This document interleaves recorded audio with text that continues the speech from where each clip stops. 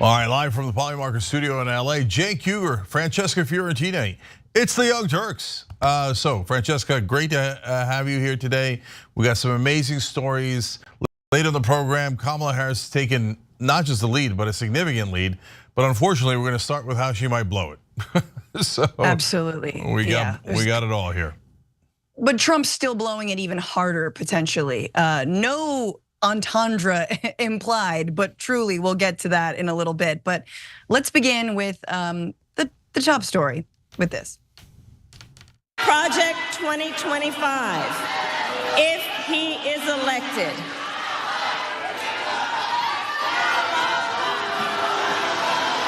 I'm here because we believe in democracy. Everyone's voice matters, but I am speaking now. He intends to cut Social Security and Medicare. He intends to surrender our fight against the climate crisis, and he intends to end the Affordable Care Act. You know what? If you want Donald Trump to win, then say that, otherwise I'm speaking.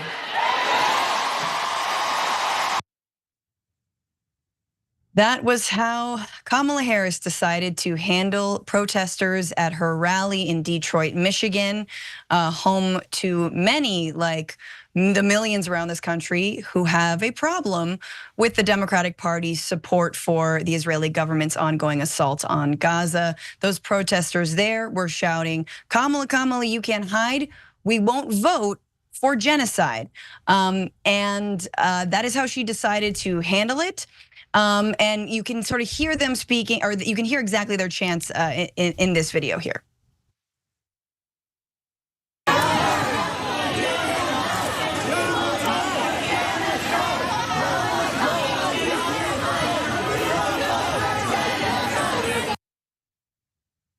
So again, she addressed it up top, said this is about democracy, and then quickly pulled out the line that so many of us who have voiced very righteous complaints about the support for genocide have been told, which is that we simply want Donald Trump to win the election. I want to continue on before I can get to you, Cenk, because a lot of the people who were there obviously were from the uncommitted block of voters in Detroit, Michigan, in Michigan writ large, a state that is absolutely needed to win the election. And it turns out that before the rally even began, Kamala Harris and Vice Presidential nominee Tim Walz did meet with some of the uncommitted voters. However, it was not a sit down. It was simply on the press line. It was a photo op, and it was not a prearranged meeting. One of the group's co-founders, Layla Elabed, clarified that she and her fellow co-founder, Abbas Alawi, talked to Kamala in that photo op, and this is what they said. I said, Michigan voters right now want a way to support you, but we can't do that without a policy change that saves lives in Gaza right now. I meet with community members who are losing tens and hundreds of family members in Gaza. Will you meet with us to talk about an arms embargo? And she, nodded. She agreed. Yes, we will meet. And I understand that when she agreed to meet with me, wasn't agreeing to an arms embargo. She was agreeing to discuss an arms embargo and discuss a policy that will save lives now in Gaza, and hopefully get us to the point where we can put our support behind VP Harris. But we can't do that without guarantees for our community that will save our family members in Palestine. So that was an incredibly thoughtful response.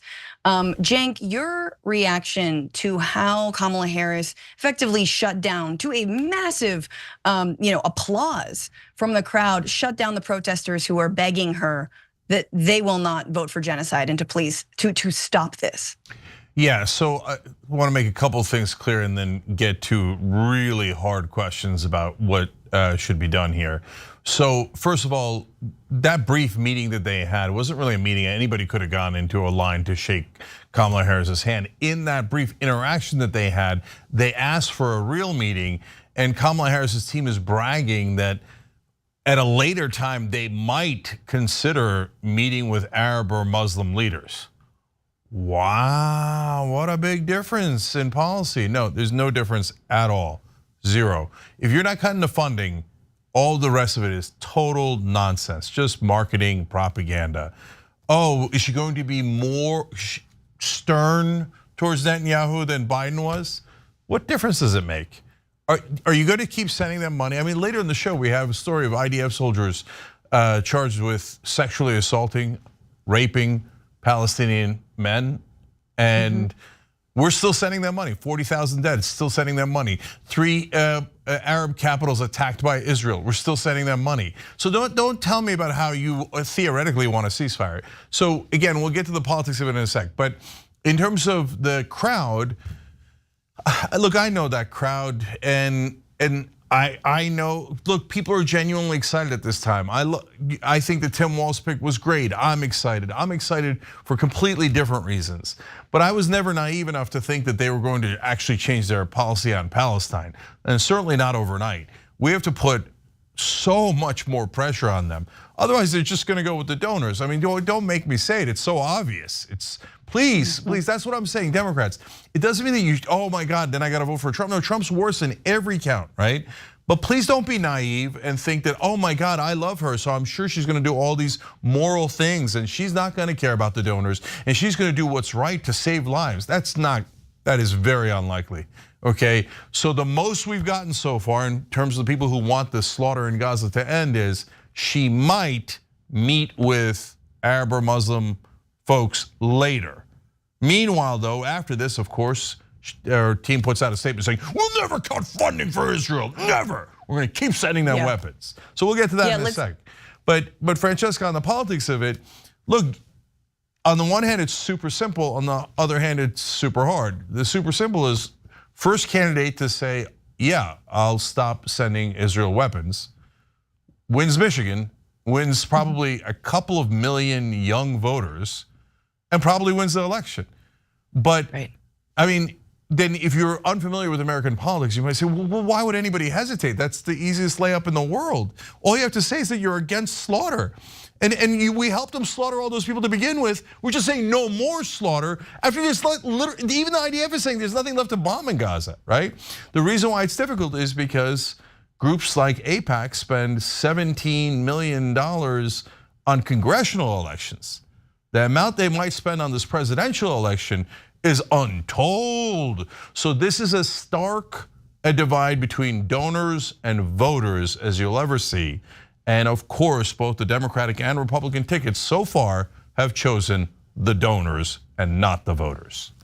Ironic, because Netanyahu absolutely wants Trump to win re-election or be president again. But on the optics, which I think you're cutting to the meat of it, which is good. But on the optics, why did Kamala Harris have to shut the protesters down like this? She started good, okay, democracy matters, You hear what they're saying, we're not gonna vote for genocide. Say, I see you and I hear you. You said it once, just say your line again if you're so concerned about optics. But clearly this is where I think her character is being tested. Look, you're gonna get protests about this, about many, many, many other issues. How are you handling it, right? We saw Joe Biden would kind of freeze and he'd sort of let them talk, and then other people would speak up for Joe because Joe kind of like just, he seemed like he needed help.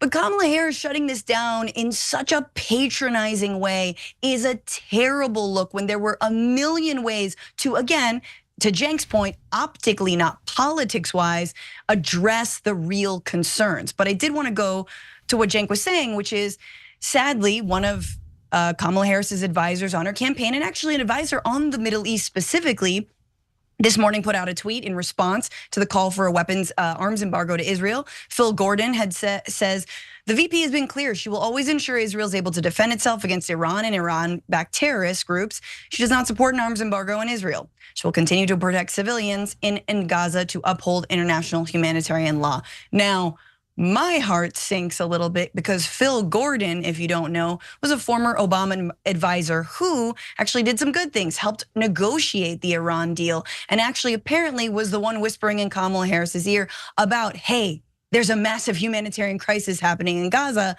And here you see the line is being towed, and we're gonna get to other stories where the line's being towed. But gee, do the voters agree? Hey, Democrat, Republican, do voters agree? Should we have a weapons embargo on Israel? Does that seem kind of crazy? Does that seem really radical?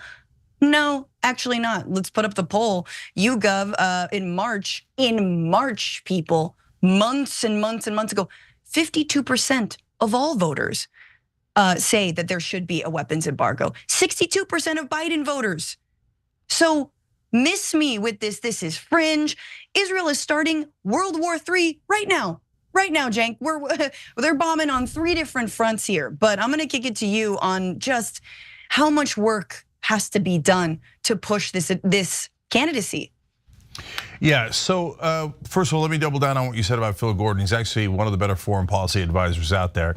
And so yeah, this is disappointing, but I mean, he's given orders and then he has to follow those orders. And the orders are, we will always support Israel. I don't know that look, it's gonna sound like hyperbole to you, but I'm gonna show that it's not. I don't know that it would have made a difference if they'd killed 400,000 Palestinians rather than 40,000. Because if you say, oh, Jen, come on, if they killed 400,000, then we'd stop the funding, would we? Because if they'd only killed 4,000, which is about 3 to 4 times as many as Hamas killed, and I told you, even if they killed 40,000, we wouldn't stop the funding, you probably would have said, oh, Cenk, that's hyperbole. Come on, they couldn't kill 25,000 women and children. And bombed 3 Arab capitals. You'd say, oh, come on, Cenk, you're being ridiculous. No, we still haven't slowed down the funding 1%. In fact, we sped it up. We sent them, normally we send $4 billion a year. That's American taxpayers apparently owe our special ally infinite money. This year, they're like, 4, no way, we'll send you 26. We love what you're doing so much, we'll send you 26 billion. So there's no good answers here. Trump is even worse on this. Kamala's otherwise good foreign policy advisors like, no, Israel above all, okay? So, and look at the facts here. Now this number is probably lower, as Francesca pointed out, but only 14% of Democratic voters want us to keep sending weapons to Israel. Only 14%. Why is she on the side of the 14%? Like, again, all regular rules of politics are suspended in America since bribery is legal. And they literally take billions in bribes in these elections. And again, I don't mean to break your heart. I'm not saying Kamala Harris is any worse than any other politicians, no. But if you think she's like a lot better than other politicians, oh, she won't take the donor money or she won't do what the donors want. And it sucks that I gotta be the messenger on that, because oftentimes people hate the messenger, but you'll see that that's all they ever do. And so, look, one more thing on this. I wanna be clear though, you don't have to hate Kamala Harris because of this, and you don't have to ignore all of the rest of our policies. Trump is worse on this, and he's a billion times worse on everything else. So for me, the choice between the two is still clear, but you please don't be extreme on either side where, okay, I'm gonna ignore everything else and I'm gonna randomly vote for Trump and make it worse. That makes no sense at all, right? And don't be extreme in saying like, no, I think she's an angel and she's the one politician who never listens to donors and she's gonna magically turn around on Israel even though she just said she won't. So don't be naive on either side. This is politics. Yeah. I think that's a great point. And I will just end it by saying also, we shouldn't shy away from disagreement, right? This is a massive tent party. AOC has said before, I think we all agree that she and Joe Biden would be in different parties were we in a different country. We had a parliamentary system and so on and so forth. Remember that some people get really, really freaked out when there's disagreements on the platform. It's okay. This is healthy. It is a democracy. It is healthy to have these disagreements. It's healthy to have to earn people's votes. And we should encourage our politicians to do that. 100%. And can I just say on that, look, unity is a mythology that has been so stamped in people's heads through mainstream media and establishment Democrats, and they never really mean it. They throw Jamal Bowman, Cori Bush under the bus the first chance they get. No, unity means obedience, right? So, but part of obedience, they say, is never dare to disagree with Democratic leaders. Why? Are we not human beings? Are we not allowed to have different opinions? Do we all now have to support the slaughter in Gaza? What an absurd thing to say. And just because you have one disagreement with a person, or even 7, doesn't mean you're not going to vote for them. At the end, it's a choice, right? You have to choose between 2 different people. But don't believe the hype that you have to obey whatever leader of your party says. Of course it's okay to disagree. and still vote for them, depending on how much you agree and disagree. Don't lend out your mind to mainstream media. Make independent judgment calls. Don't lend out your mind is I just like that. It's like, just here, you can borrow this until the election, so I don't have to think anymore.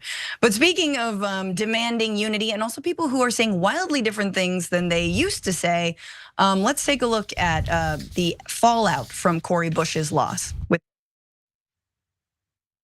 AIPAC, I'm coming to tear your kingdom down. This kind of rhetoric is inflammatory and divisive and incredibly unhelpful. Look, we're gonna continue to condemn any type of political rhetoric in that way. So that was White House Press Secretary Karine Jean-Pierre condemning Representative Cori Bush, who lost her primary election in part to a whole lot of Republican donors who funneled their money into the likes of AIPAC and other Israeli pro-Israeli lobbies or pro-slaughter lobbies.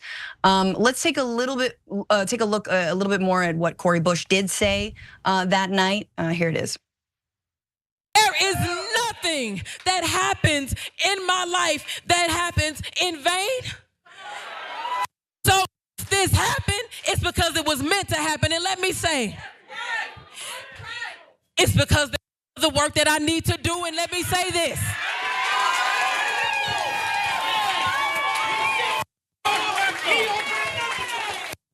AIPAC, I'm coming to tear your kingdom down.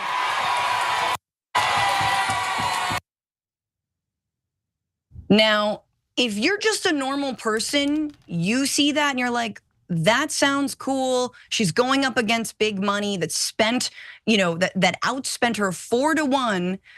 But if you take that in the worst faith possible that so many people did, and Jen, you can weigh in on here, you see that and you're Karine Jean-Pierre and you have to toe the line and you have to do what the Democratic Party has done to so many specifically progressives of color in Congress, incumbents, and say, that's anti-Semitism, because that's the words that Karine Jean-Pierre didn't say, but she absolutely implied that what Cori Bush is saying is somehow anti-Semitic. And we just have to stop buying into the BS. Yeah, so as you're about to see, AIPAC and Democratic Majority for Israel spent at least $9 million, and then they bundled about $12 million, to spend against Cori Bush. So $12 million to buy a congressional seat and end your career is not divisive or inflammatory. That's beautiful. Oh, donor money buying a seat. Karine Jean-Pierre and the Biden administration loves it. Complaining about corruption? Complaining about $12 million spent against you to smear you in every possible way, including racist ways? How dare you complain? You're being divisive and inflammatory. Hey, what happened to unity? I thought we were protecting all Democrats. Right. What a joke. Look at her, relishing throwing Cori Bush under the bus. She defied Israel. She's the one who's divisive and inflammatory. By the way, we're sending 26 billion more to Israel to slaughter more innocent Palestinians. But remember, you guys are divisive and inflammatory. Yeah, and let's get to those numbers, because as you teased up, we talked about this, but outside groups did dump $18.2 million into this primary race. Everyone remember that. It's the second most expensive in primary history. Wesley Bell, who was Cori's opponent, their backers outspent groups supporting Bush roughly 4-to-1. AIPAC Super PAC spent $8.5 million backing Bell's campaign.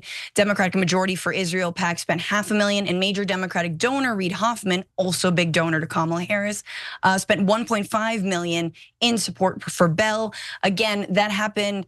It played out as voter engagement, phone banking, but more importantly, and Jenk knows this, those digital ads, the mailers, the radio ads, and then including one of the ads that distorted Cori Bush's face, just completely changed a photo of her and made her look totally different. Why? I don't know. Obviously, I said the second most expensive. The first was to unseat progressive Representative Jamal Bowman in favor of George Latimer in that New York race. $23 million was spent to unseat Bowman. 60% of that money came from AIPAC itself, which poured more than $14 million into the race in the course of 5 weeks, people. In total, progressive groups backing Bowman spent $1.75 million on the race. I want to just actually go to Mehdi Hasan here on CNN. He's making an excellent point, one that we've made time and time again. But 5 weeks, $14 million for Bowman. There is no way, no matter how many doors you knock, you can compete with that kind of money. Take a look at what he said. One of the most expensive House primaries in recent history. The most expensive, of course, was Jamal Bowman, who just lost a few weeks ago to a candidate also backed by AIPAC, Super PAC. We talk a lot about democracy on this show, on our networks. I think if we're gonna have a conversation about democracy, we have to talk about the role of money, unlimited money, dark money in our races.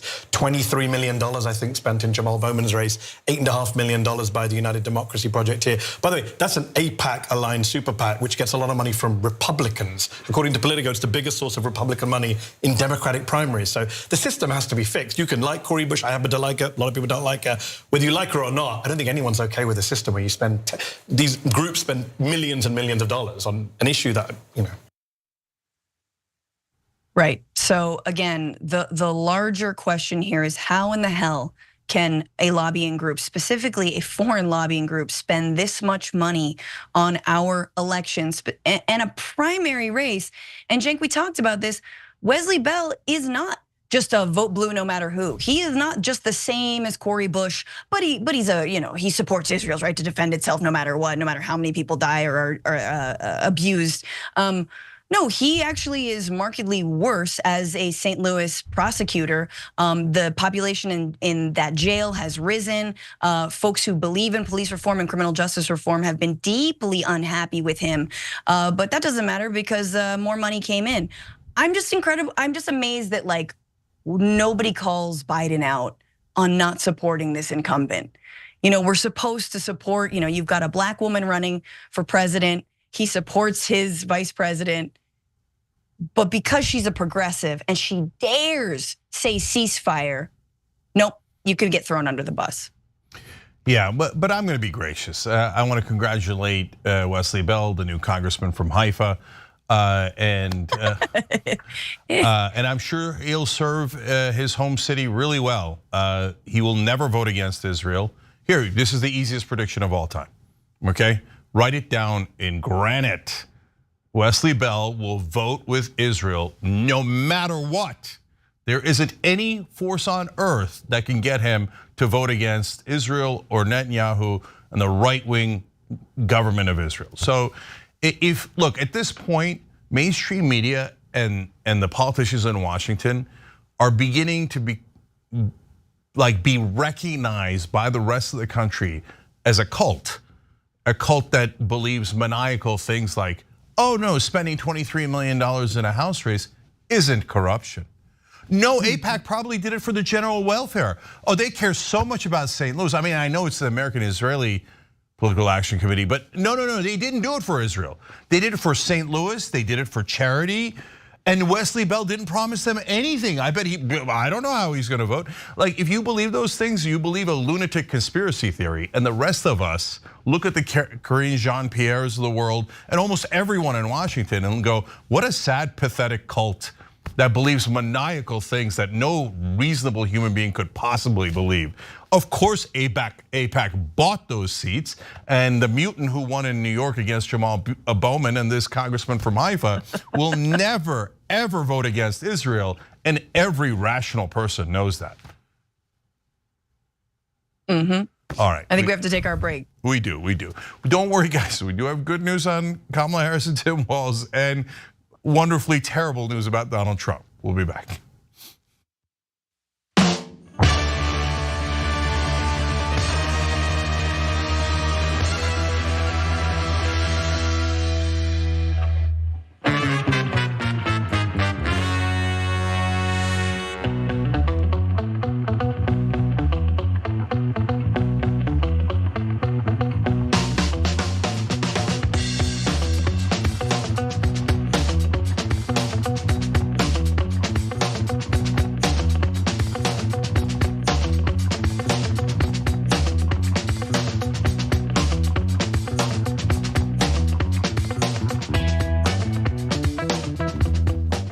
All right, back on TYT.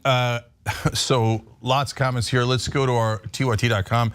Ouch Minards writes in, Democrats are so toxic with this. Trump thanks you for your vote rebuttal to the Gaza issue. They learned nothing from Hillary. Politicians need to earn their votes. They need to actually care about the things that we care about. Well, obviously I agree, but that's not how they roll. Sarah Lala says she's between a rock and a hard place, donor money. She wants to get elected. Yeah, I hear you. But there is a way to thread that needle. In fact, if they actually bothered to listen to rational people on this side, I could tell them how to thread that needle. But they won't, and they'll just choose a donor because it's become. This is what I wrote about in chapter 4 of my book, Justice is Coming. They forgot the money was supposed to be a means to an end, but they got lost along the way and they forgot the end is to actually win elections and make a difference and pass bills. They're obsessed with the means. They're like money, money, money, money, money, right? And they can't even see that it's supposed to lead to a victory. If it doesn't, it's counterproductive. But they're all in that cult in Washington where money is everything, and they worship money, and that's why she's in this situation. Jenks Left Tricep of Fury says Kamala has seen what AIPAC has been doing to progressives, and it scares the crap out of her. She won't go against them right now. You guys aren't wrong. I mean, that's exactly what I said in the first. That's the dynamic here. This is what she's wrestling with. And I hate that she has to wrestle with it because of this corrupt system, but that's what's happening. Rainbow Bright says we keep losing progressives like Cori Bush who would put pressure on the president. Yeah, and that's not an accident. And by the way, if it wasn't AIPAC, it was going to be other, because even before this Gaza situation came out, they went after Bowman the last time around, they went after Bush and Omar the last time around. They constantly, every donor class, the health insurance companies hate them, the drug companies hate them. So it's just a question of which donor is going to buy those seats. This system is totally sick. Franny, were you gonna say something? No, I mean, the other thing I was gonna say was that apparently like DMFI and other, Israeli lobby groups are like, well, they already had weaknesses. We're going after like, Bowman and Cori Bush because they had weaknesses. And I'm like, what? Like some fire alarm BS, or like Cori Bush hiring her, because they don't really talk about, Israel in all the attack ads. It's about some other stuff, like Cori Bush maybe hiring her husband for security detail, which I'm just like, you have to be then a perfect congressperson and also not be progressive for them not to have any attack line on you. I think that's just BS. They'll invent stuff. They're already going after and have gone after Ilhan Omar and Rashida Tlaib, and they might actually succeed in ousting them. So, but I was interested in your take on that. Yeah. So of course, I mean, does any person that doesn't live in the lunatic Washington cult think that AIPAC got into the Jamal Bowman race because they were worried about the fire alarm? I mean, they can use any excuse they like. No, they said to the mutant, you will vote for Israel no matter what. And the mutant said, yes, of course, Israel above all, right? And that's how our politics works. But it's also pharmaceutical companies above all. This is sick.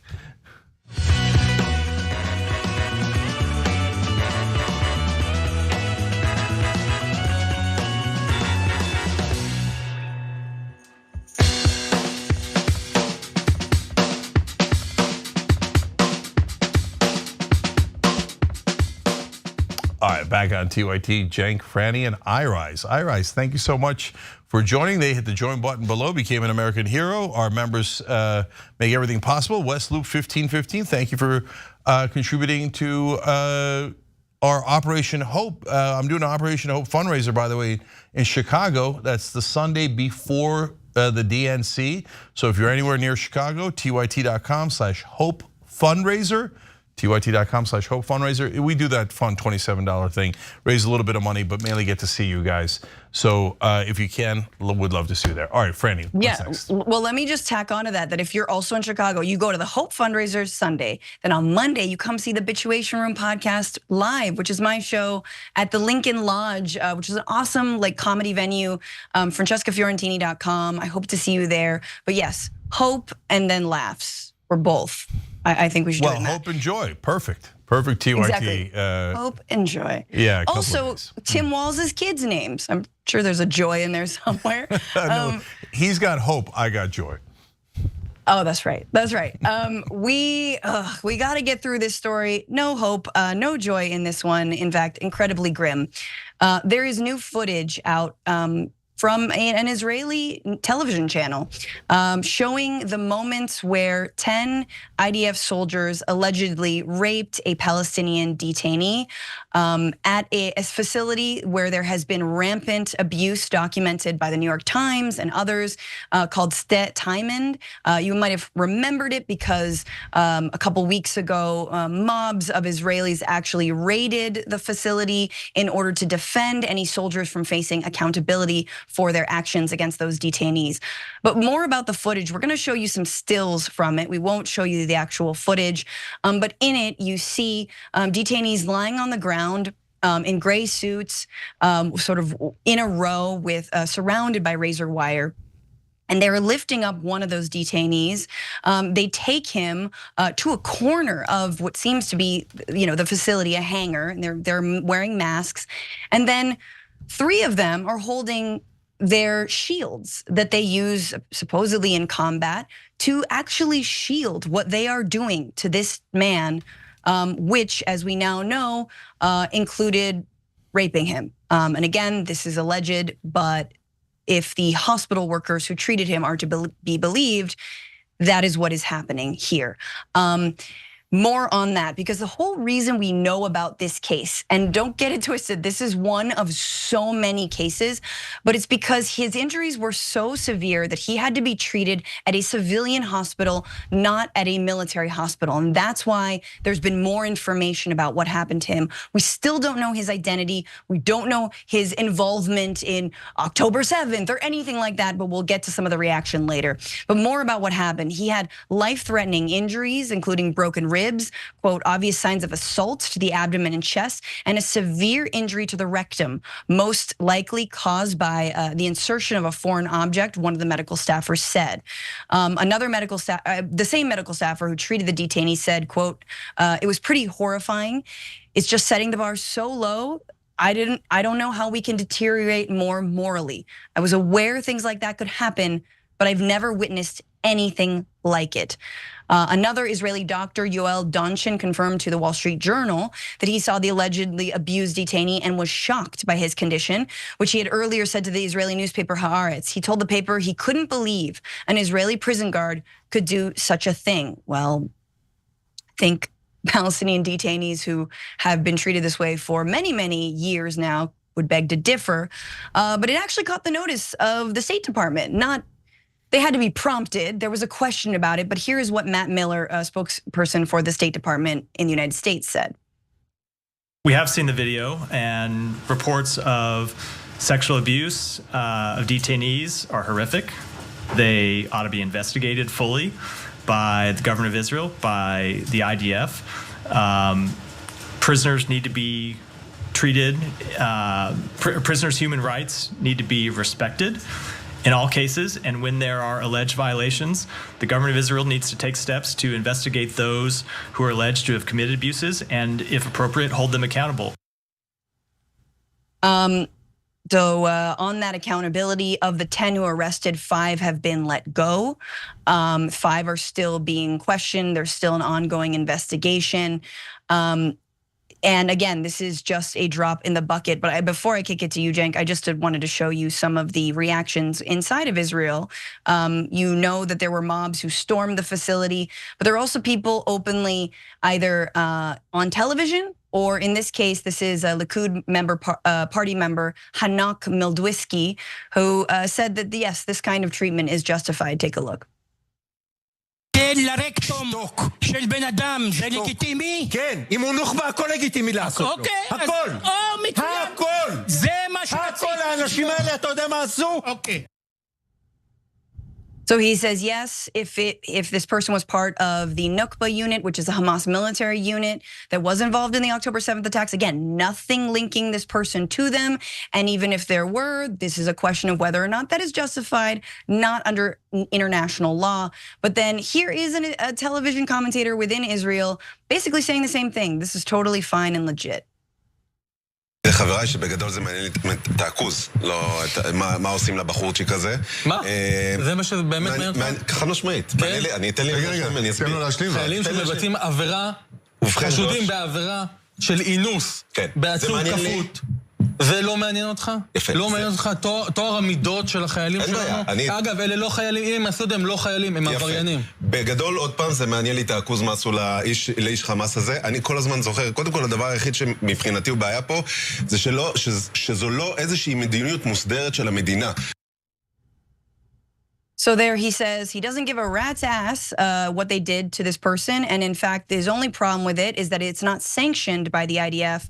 In other words, why is there an investigation happening? Now, Cenk, in both of those clips, there are people who are pushing back in case you think everyone inside of Israel is part of the mob that's trying to, exonerate these soldiers. But where's the bottom here? Like, when does the depravity end? And I'm sorry, but the mealy-mouthed statements from the State Department, the investigations, first it's the hospitals, then it's Hind Rajab, the 6-year-old killed inside of her car with her whole family. There's never gonna be an honest investigation. And what's gonna happen if and when there is? What will the US do?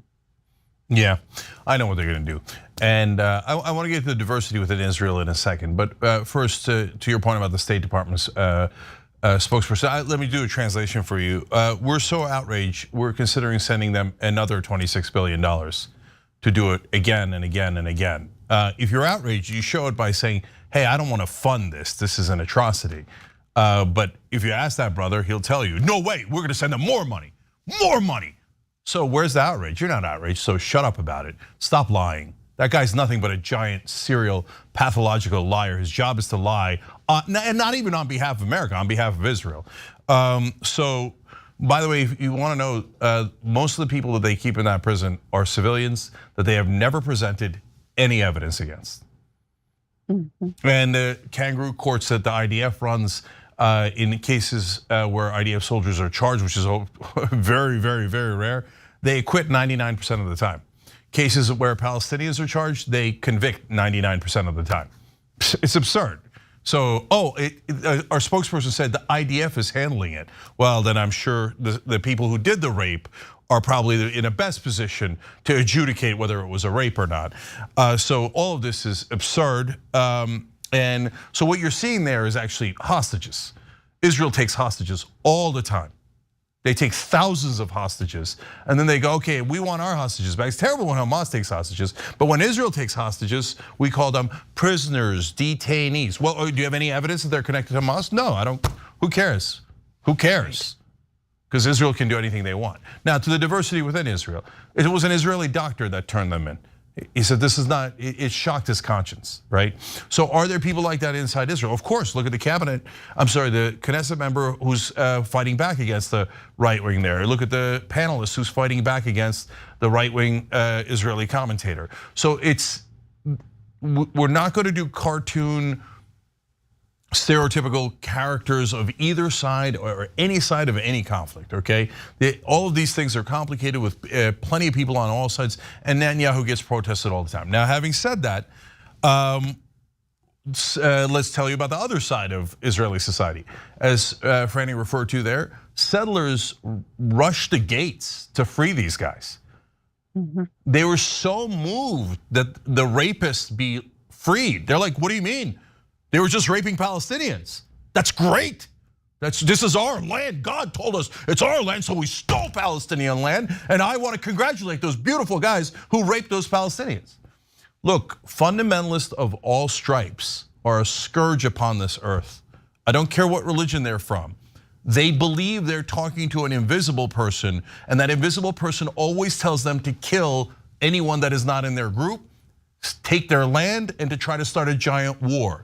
If you're a psychopath who thinks you're talking to a homicidal, invisible person, I'm not interested in your goddamn opinion. Those settlers should have been thrown out a long time ago. They're the ones that are causing most of the problem in the entire region, and the ones that might drag us into World War III in the Middle East. So now, when Hamas did sexual assault on October 7th, we were all outraged.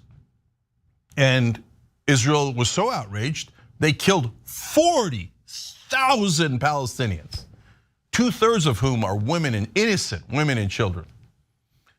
When Israel does the same thing, not only will we not support the Palestinians fighting back, of course not. We won't support the Palestinians to even get a state, of course not.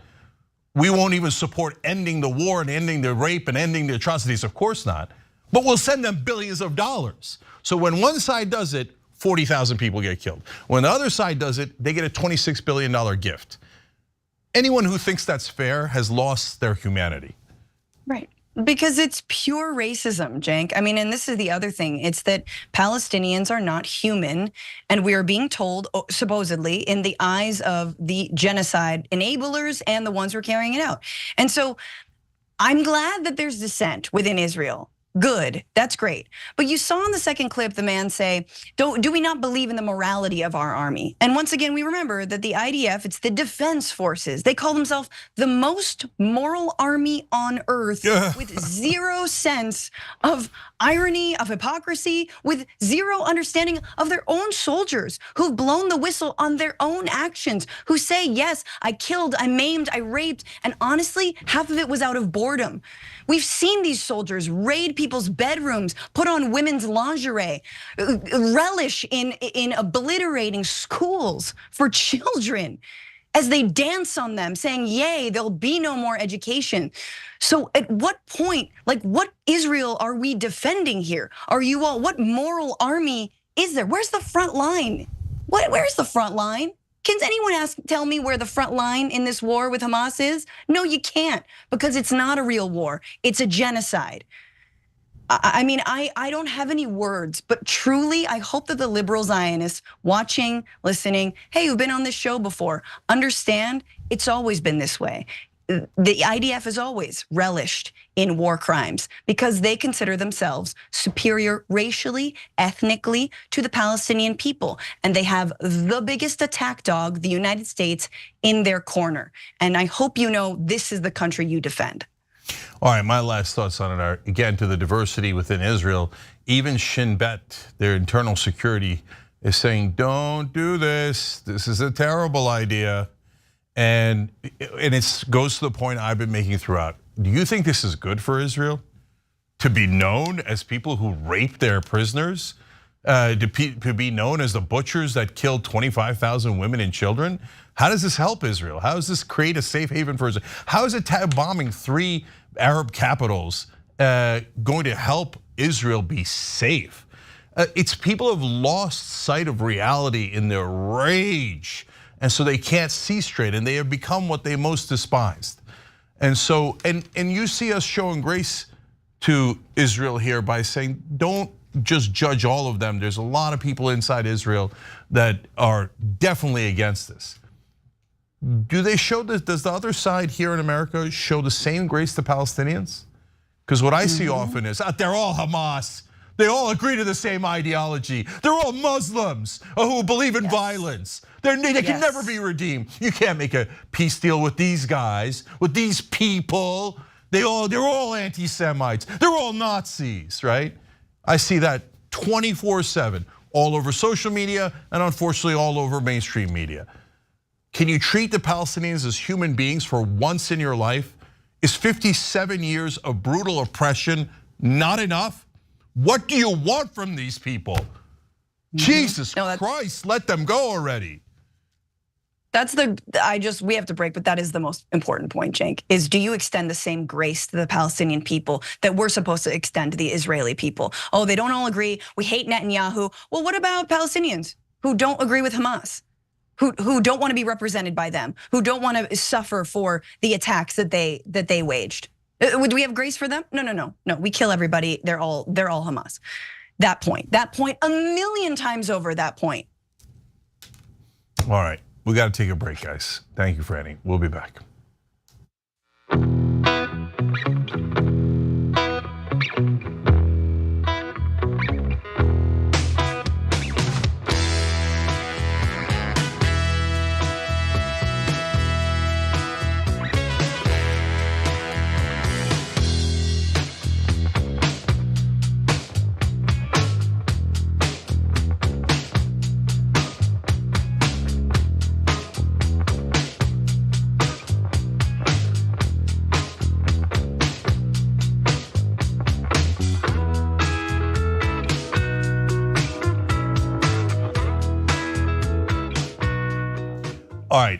So let's go to YouTube members first. Jesse said, no, it's not good for Israel. A year ago, I spoke up for Israel every time I heard a hater speak. Now, I don't see any good reason for anyone to support Israel. I mean, this war has turned anyone who was neutral or even supported Israel, but that wasn't biased, into people who can't believe we're giving Israel more money to do this. This is beyond madness. Any decent moral person who isn't blinded by cultural bias would say, oh my God, stop, what are you doing, stop.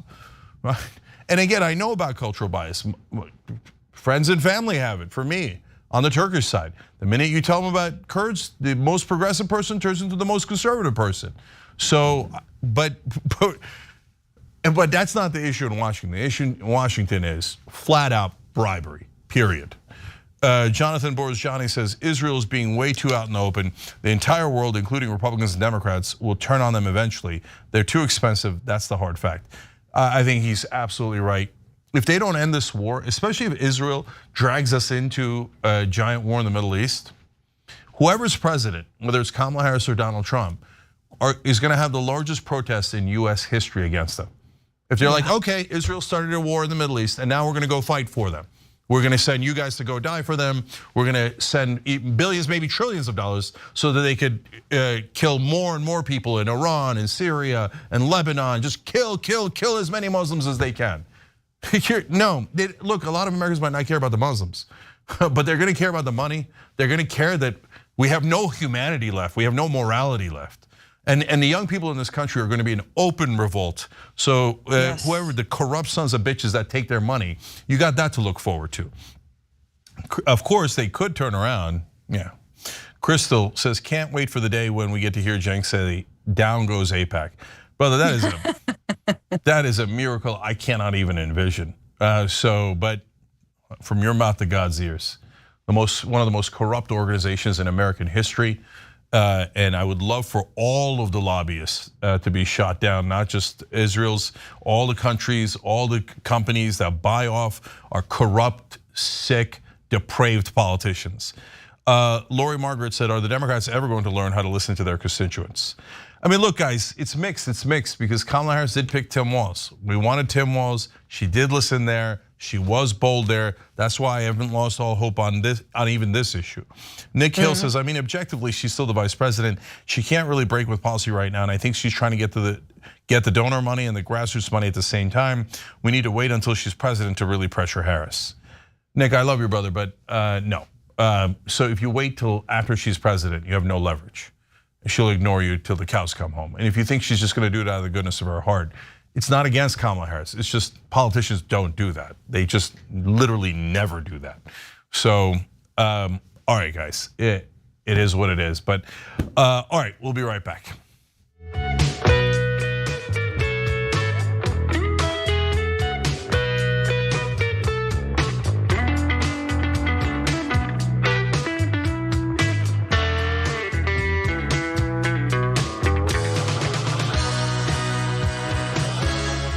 Back on TYT, Cenk and Francesca with you guys. Check out Francesca on the Bituation Room. That's her podcast, and that's in the TYT network. So check out all of our podcasts too. Lee Middleton, thank you for gifting 10 memberships, and Moondragon, thank you for gifting 5. And thank you to everybody who's been buying up the Balls to the Walls t-shirts like hotcakes, to use an old-timey word. So go to shoptyt.com, shoptyt.com. to get Balls to the Walls. Nearly the whole country has it. Don't be the last one. The whole country, a couple hundred people. But anyway, okay, Franny, go ahead. Not as hot as the hats, as those Harris Walls hats. We talked about it yesterday. All right, we're switching things up. Nancy Pelosi's book tour is kind of incredible, mostly because she's throwing some serious shade at Joe Biden. In a recent interview with the New Yorker's David Remnick, Nancy said some pretty tough things about the current president, about how he just wouldn't budge. And specifically, there's this line that stood out to everybody. She said, quote, I've never been that impressed with his political operation. They won the White House, bravo. But my concern was this ain't happening. And we have to make a decision for this to happen. The president has to make the decision for that to happen. My Nancy is a little Trumpy, but bravo, you won the White House, but you weren't gonna be reelected. Again, the hard truth that we were all shouting into the void here. This obviously happened after she got sort of pressed about it, and so she finally said that. We started to see this little sourness from Nancy after her Morning Joe appearance. This is before Biden had dropped out. Take a look. Does he have your support to be the head of the Democratic ticket? As long as the president it's up to the president to decide if he is going to run. We're all encouraging him to make that decision because time is running short. He's beloved. He is respected, and people want him to make that decision, not me. He has said he has made the decision. He has said firmly this week he is going to run. Do you want him to run? I want him to do whatever he decides to do, and that's the way it is. Whatever he decides, we go with. But there is a right answer, isn't there, Nance? More from that New Yorker article. She said, here's the thing. I've known Joe Biden for over 40 years since I was chair of the California Democratic Party, and I love him so much. I think he's been really a fantastic president of the United States. I really wanted him to make a decision for a better campaign because they were not facing the fact of what was happening. And before I get to you, she got pressed on to say this. So she says, according to David Remnick, you're looking at me and waiting for this moment to pass. Yeah, but I'm trying to think of why you're even asking it because I'm not going to answer the way you want. I didn't plan on doing that on Morning Joe. Again, so she's getting pressed. She's speaking the truth, and there she is. That ultimately it was.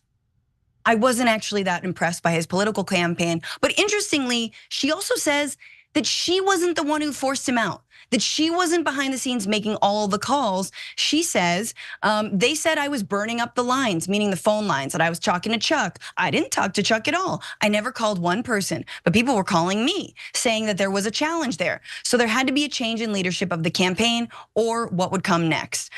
So it's, I mean, I don't know, Cenk. Should we give her this credit for successfully convincing Biden to drop out, or at least organizing Democrats behind her back, behind his back? Apparently, she said that there was going to be a hard way to force him out if he didn't go lightly, which he didn't really go lightly. Yeah. So look, as I read the piece, I was a little bit torn like you. I was like, wait, she's really saying she didn't really do it. Right, and she almost halfway convinced me, but she did do it. And the reason I say that is because bottom line is whether she fully intended it or it was it just came out, she definitely made it clear in that TV appearance that we showed you that she didn't think that Biden should continue, and that restarted the conversation. At a bare minimum, that is still very bold. And for her to call Biden and say, I think you should drop out, very bold.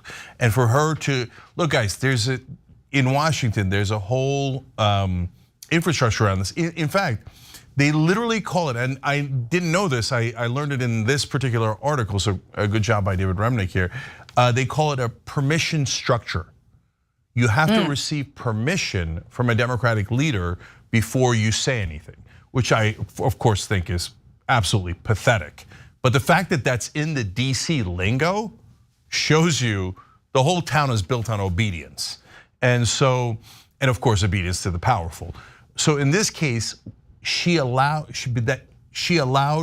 others to have the permission to say that Joe Biden should step down. And you could also tell in her dismissive comments when she's like, they won the White House, bravo.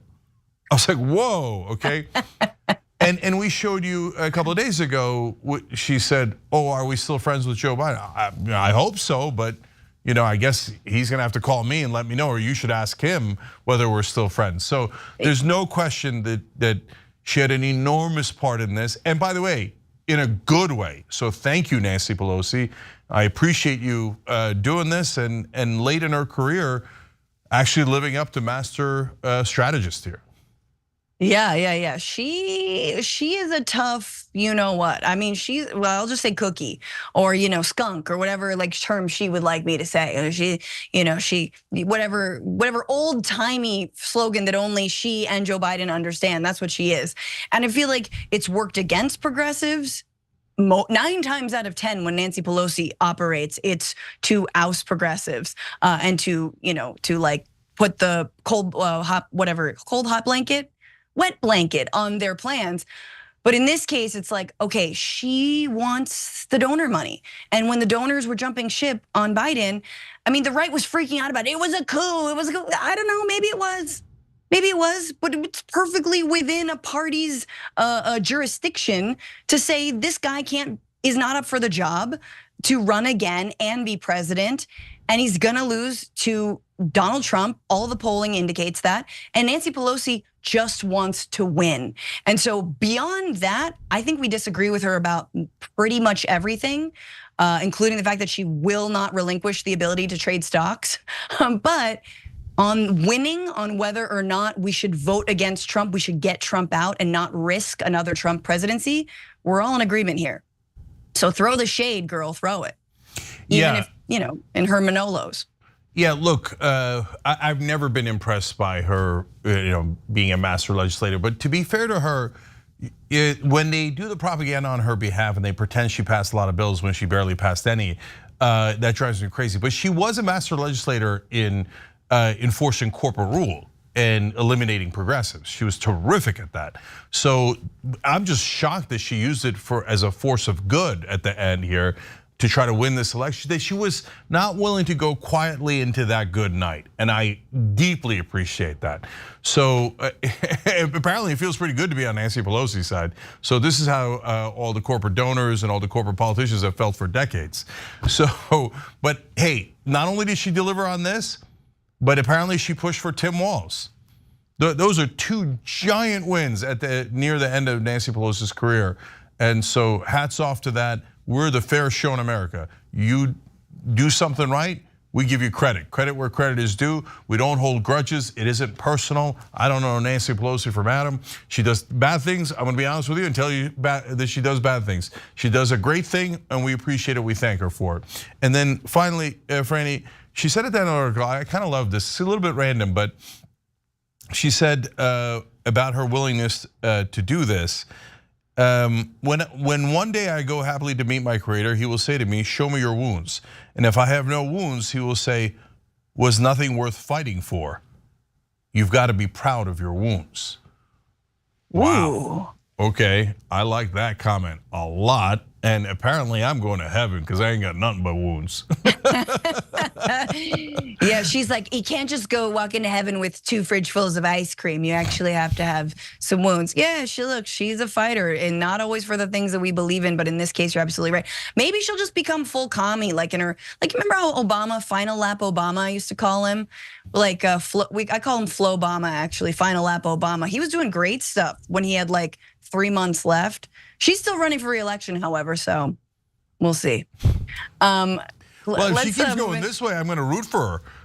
Exactly. She'll actually, what if she gives us Medicare for all? Like, what if she actually fights for that? Because she's been like, look, the signs, what's her line? Oh, I've got signs in my basement that say Medicare for all that have collected dust since before you were born. And you're like, yeah, babe, you haven't been hoisting those signs up all these years. What if she finally undusts them and hoists them up? What if she goes to the basement to get the ice cream, sees the sign, and all of a sudden gets this universal health care? I might fight for her re-election. All right, I think we have one more. Let's squeeze. This is too good. This is too good, guys.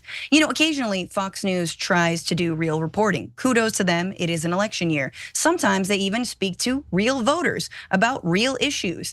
And sometimes Donald Trump's on the line too. He can hear those real voters' concerns. And this was a pretty good question from a voter. Take a look.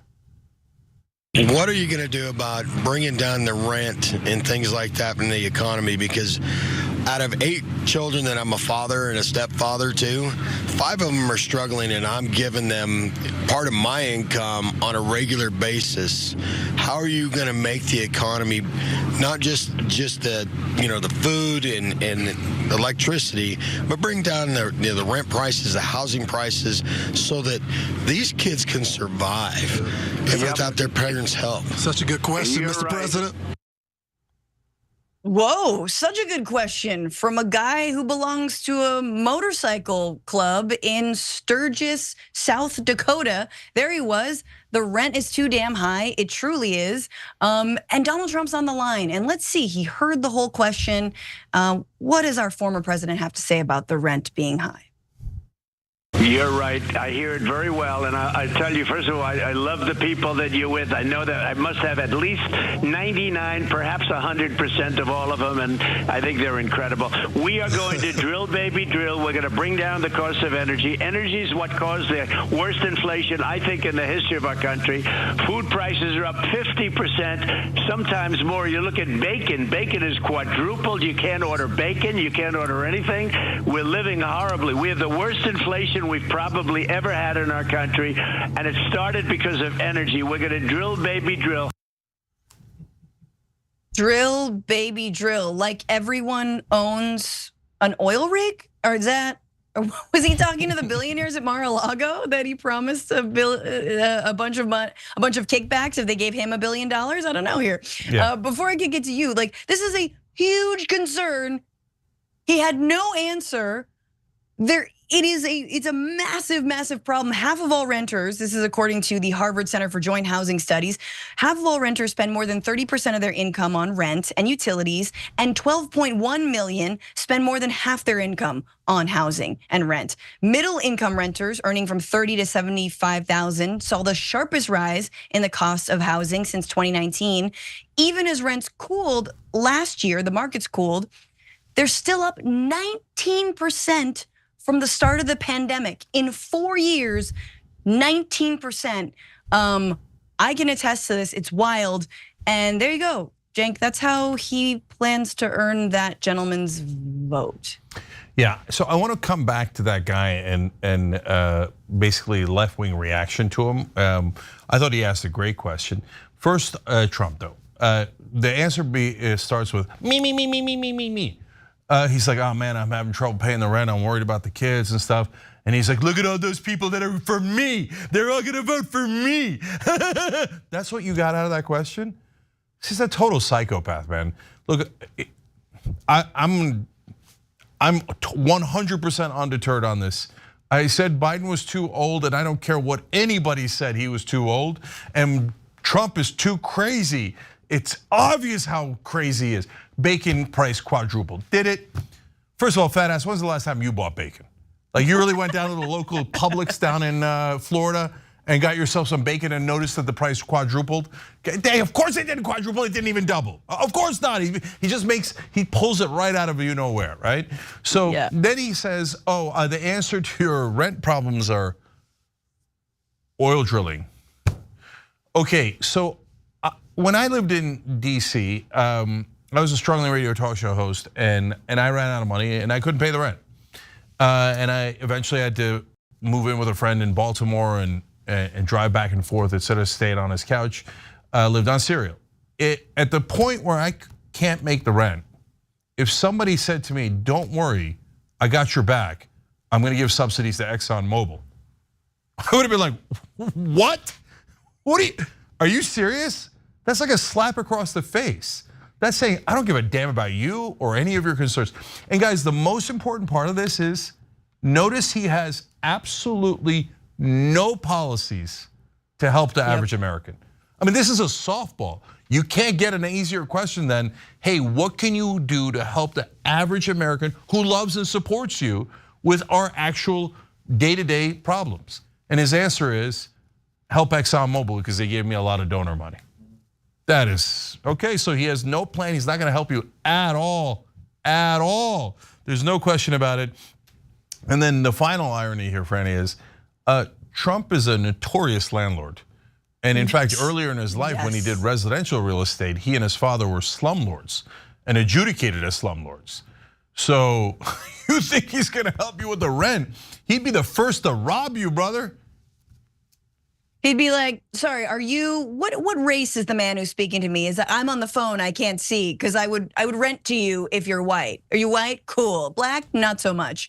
But yeah, and look, there's no evidence the Democrats are even better on this issue, right? Like Kamala Harris and Donald Trump apparently agreed to debate one another on that September 10th ABC debate. So we will see if Kamala Harris has an actual answer to this, because the rent is, no matter who you vote for, what side, whether you're a Democrat or Republican, it is too high. And so of course Donald Trump could never go against the market gods, the real estate gods. But Democrats take hand over fist money from the real estate industry. What is their plan to actually truly cool this market? Which, I mean, God, there is so much robbery happening within the real estate market on everyday renters. So I'm curious to see how both answer that during the debate. Yeah, so my last things here, I'm a stubborn guy. So I know that, oh, well, if you say that anything positive about RFK Jr., we're gonna throw dead bears and brainworms at you, that's fine. But there is actually one person in the race with a very good housing policy. Look, guys, I'm gonna vote against Trump. I'm gonna support Kamala Harris and Tim Walz, especially because she picked Tim Walz. So this doesn't mean I love RFK Jr. and I'm gonna vote for him. But his housing policy is end private equity buying all of our homes. And that is, and sell bear meat. You buy bear meat low, you sell it high, and you get rid of private equity. That's true. Okay, but Franny, that policy is by far the best housing policy, right? 100%, yeah. It is. So we're fair on this show. No matter what, we're fair. And then finally, I was hoping that left-wing people commenting on Twitter and social media that are on the left side didn't make fun of this guy, because I was worried they were going to, and they didn't. And they were like, yeah, that's right, we have the same problems. You see that? And that deserves a real answer. I can't believe he didn't give him an answer. And there was a lot of respect for the question and for that man. And thank you, left wing. That's right. That's the right attitude. We're all Americans together, and we should all be fighting for the right solutions together. Okay, all right. Everybody check out Habituation Room. Franny, you're awesome. We appreciate you. Check her out in Chicago, as we talked about earlier. We're gonna take a break here, and we got Weirdo Trump coming up in the next hour. Tons of Weirdo Trump and Vance. Stay right here.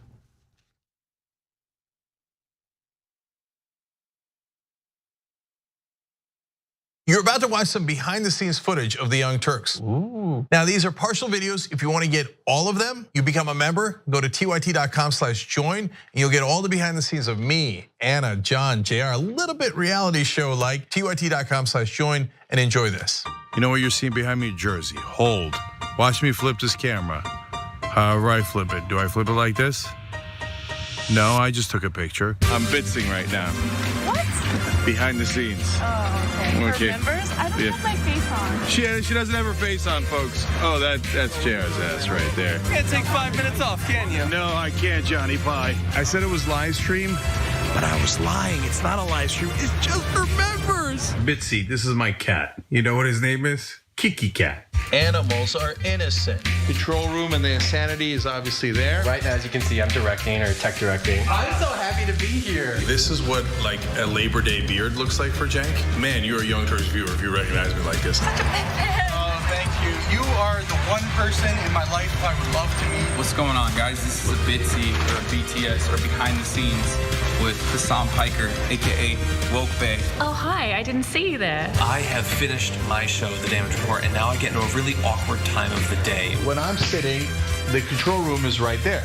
So I can see Bart. This is the Pittsburgh office, by the way. Referred to often as the boiler room. You see how it's ripped? Is it super unprofessional to wear that at a business meeting? Or am I like cool, rebel? I just finished doing the power panel and I'm fired up. What do you do for TYT? Not a whole lot. If you're frantically tweeting at us that something's broken, thank you, because I'm fixing it. And thank you for being a TYT member. Super last thing, because there's always got to be a super last thing. Oh, that was disastrous. This has been behind the scenes, behind the scenes. Indisputable is still the fastest growing news show in America compared to CNN, Fox News, and 30 other networks. We tell the truth on Indisputable because the truth is indisputable. We go places that other news media outlets refuse to go. When there were human rights abuses happening at the Victorville prison, guards and members of the community contacted us. You, through your investigative reporting, unearthed very troubling allegations about specific forms of abuse and discrimination in the federal prison system. It really doesn't take much to be a trusted voice.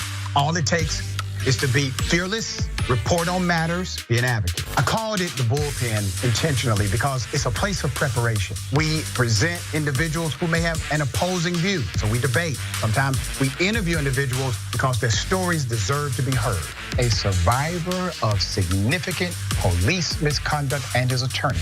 We covered this story earlier, and to remind you of the horror of one man being shot at damn near 100 times by the police. We take time on this show to showcase the temper tantrums of Karens in the wild. We do this not because we want to see people's emotional outbursts in public, but because these incidents are emblematic of a bigger societal issue taking place across the nation, and it has to be checked. My friend, my big homie, attorney at law, Benjamin Crump. I just want to thank you, man. Educated, articulate brothers like yourself speak truth to power. It makes a great difference in changing the landscape in America. So listen, no matter what you do, don't allow the politics of ideology to evaporate the soul that still exists inside of you. They don't stop, I don't stop. Racism won't stop, I won't stop. Systemic bias won't stop, I won't stop. People still need health care, so I won't stop. People still need criminal justice systems reform, so I won't stop. You won't stop either.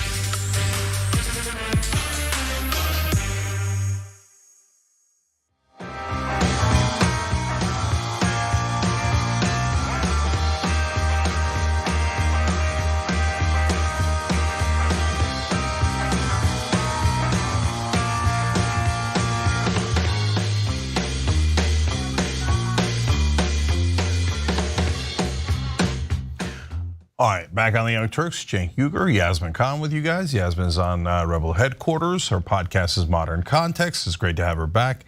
And Jesse is also with us.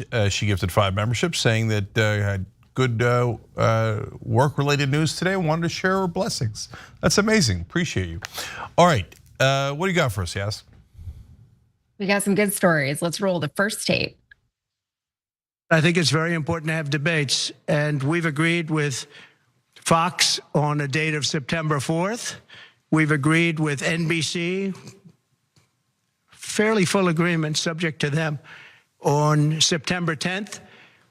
And we've agreed with ABC on September 25th. The other side has to agree to the terms.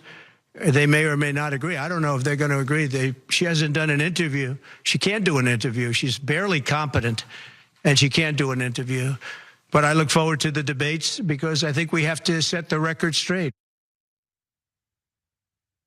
All right, so last week, Donald Trump ducked out of a September debate on ABC against Kamala Harris, but he didn't just duck. He proposed an alternate debate on Fox News instead, which Harris turned down. But today, Trump announced that his campaign is proposing not 1, not 2, but 3 presidential debates. And that's probably because he needs a way to breathe life back into his floundering campaign. People are calling him scared, they're calling him weak, and he can't have that. He might be overcompensating a little bit, though. The clip you just watched was from an impromptu press conference that Trump only just announced today. Stephanie Grisham, who served in the Trump administration, wrote in response to the announcement this: regarding Trump's self-announced press conference today at 2 p.m., he's panicking. I've seen this play many times. He thinks his team is failing him, and no one can speak better / save his campaign / defend him but him. He hates the coverage Harris is getting and thinks only he can fix it. Ironically, though, when asked if he would be changing his campaign strategy now that he's running against Kamala Harris instead of Joe Biden, Trump was adamant that no changes would be made. Look at this. I haven't recalibrated strategy at all. It's the same policies, open borders, weak on crime. I think she's worse than Biden because he got forced into the position. She was there long before. She destroyed San Francisco. She destroyed California as the AG. All right, last but not least, here is a quick montage of Trump whining about Kamala Harris and her crowd sizes and Biden dropping out all during the press conference. If she becomes president, our country is going to be a giant fail. It's going to fail. It's going to be a failure the likes of which this world has never seen. Oh, give me a break. Listen, I had 107,000 people in New Jersey. You didn't report it. I'm so glad you asked. What did she have yesterday? 2,000 people? If I ever had 2,000 people, you'd say my campaign is finished. Nobody's spoken to crowds bigger than me. If you look at Martin Luther King, when he did his speech, his great speech, and you look at ours, same real estate, same everything, same number of people, if not, we had more. And they said he had 1 million people, but I had 25,000 people. But when you look at the exact same picture, and everything's the same because it was the fountains, the whole thing, all the way back to from Lincoln to Washington, and you look at it, and you look at the picture of his crowd, my crowd, we actually had more people. She turned on him too. She was working with the people that wanted him out.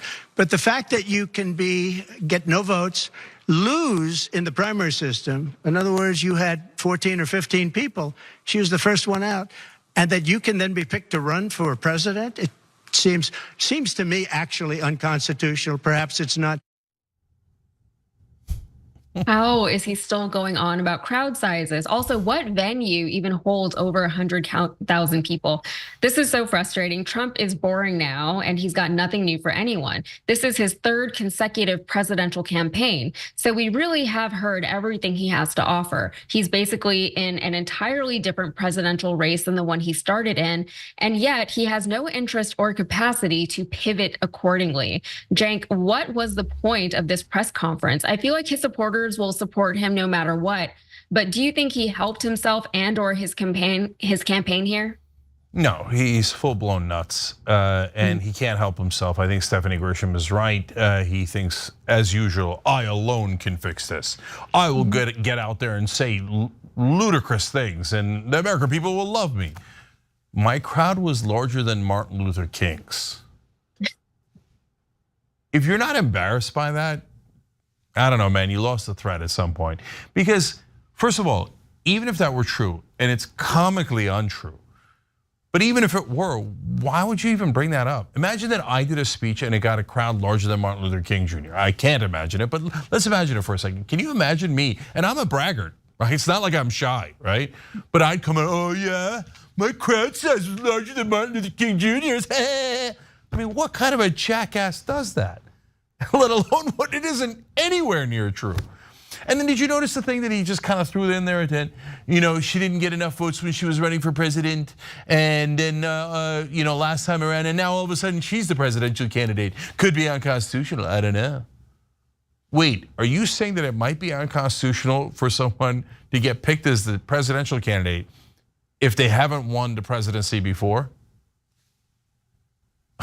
This happened like hundreds of times, including you. You hadn't won the presidency when you ran in 2016, and then you ran anyway, and you got the candidacy. Might be unconstitutional. Doesn't it bother you that he's so stupid, and he doesn't know a thing about the Constitution, doesn't know a thing about policy, doesn't know anything about anything. He just gets out there and just blah, blah, verbal diarrhea everywhere. Let alone what he said about Tim Walz. Do we have that one, or should I just tell him? Go ahead and tell him. Yeah, Tim Walz, he says, he's so radical, he's doing abortions after birth. I know. Look, if you're MAGA, you're hopeless. You really believe that Democrats want to do abortions after birth? We have it? Okay, here, let's watch.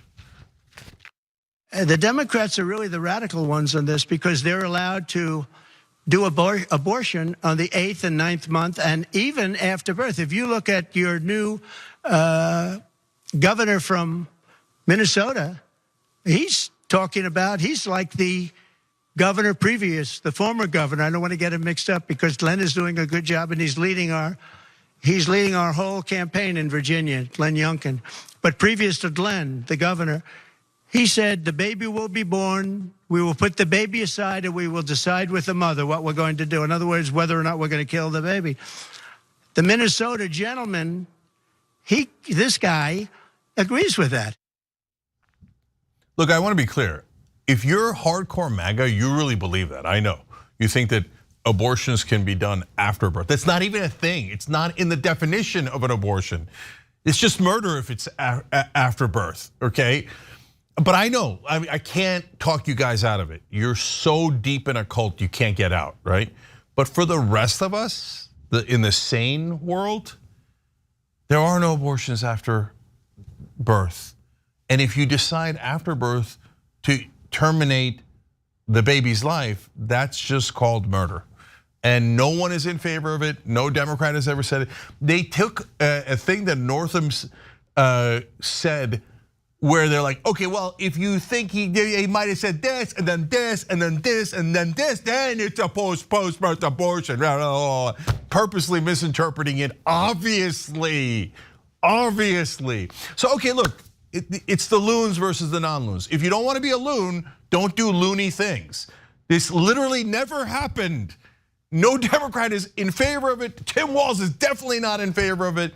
But if you want to live on planet Uranus, okay, have at it, Hoss. Go nuts. Go all the way inside Uranus and see how it turns out for you. Uranus. Okay, well, that part about only I can fix it, he used that line when he was campaigning before, and it's an incredibly dangerous and narcissistic line of thinking. You don't want a leader who thinks that only he can do or fix anything, because it makes the people very dependent on that one person. That's how you get a dictator, and that's the kind of language he was using. But look, he's obviously panicking, and he's trusting the only person in his life that he can trust, and that's himself. And is Trump right to panic about his chances against Harris? Well, let's see what the most recent polls are saying. According to a Marquette Law School poll published yesterday, Harris is the choice for president of 52% of registered voters, and Trump is the choice of 48%. Among likely voters, Harris receives 53% and Trump 47%. When the ballot question explicitly includes third-party candidates, Harris receives 47% and Trump 41%.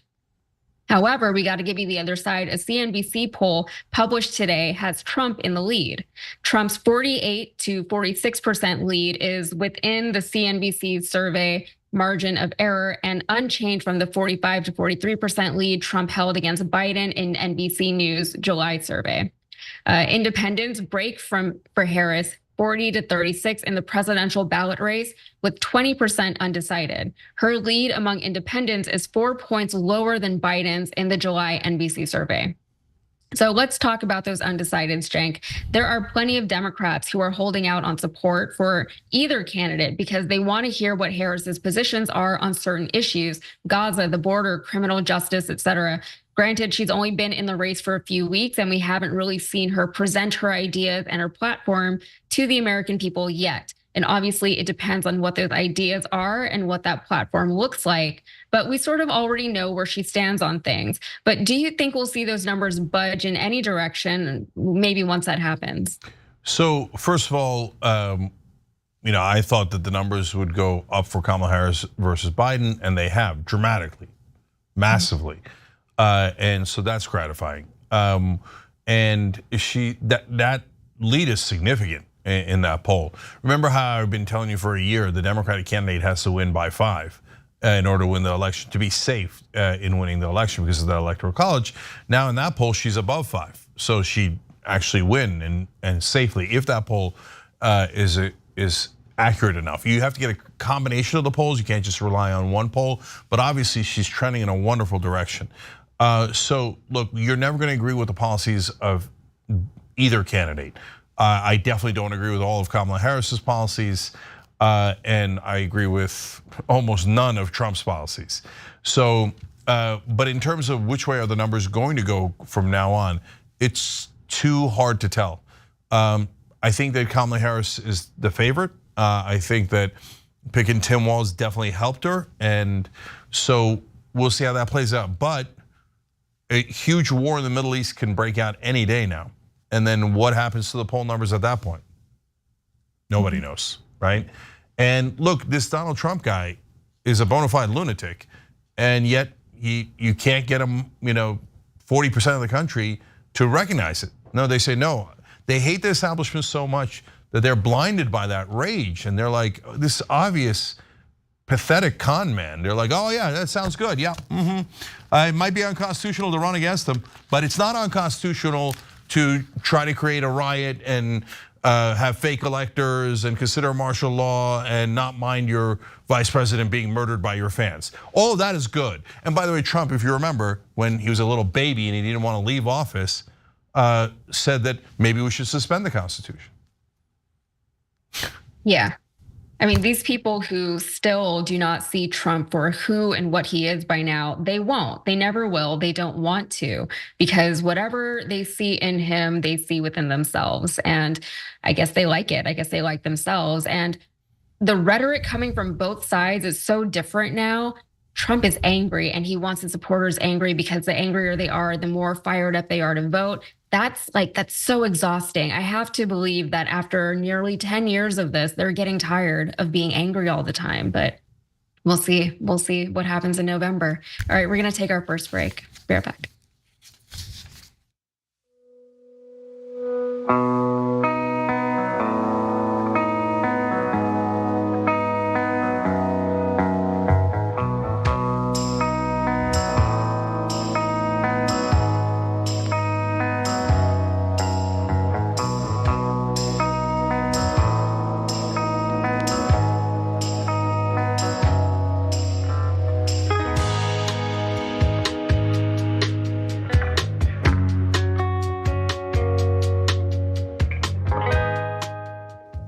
All right, look at all these wonderful people who are coming to Chicago to see me. Clummy, 56, Missy, GRN 17, Claire Maid, they all chipped in for tyt.com/hope fundraiser, tyt.com/hope fundraiser. So that's Sunday, August 18th, the night before the DNC at 5 o'clock Central. We're gonna do a meetup in Chicago. You're gonna get your ticket at tyt.com/hope fundraiser, and we will see there. There'll be other Young Turks folks there too. I'm just not quite sure who, so I wanted to make sure you guys knew about it. Mini Diamond Dragon and Shaimai, thank you for joining and donating. We appreciate you guys. They did it through tyt.com/team. But I want to tell you about one other thing that we're doing that's important, and that's Trump brackets, okay?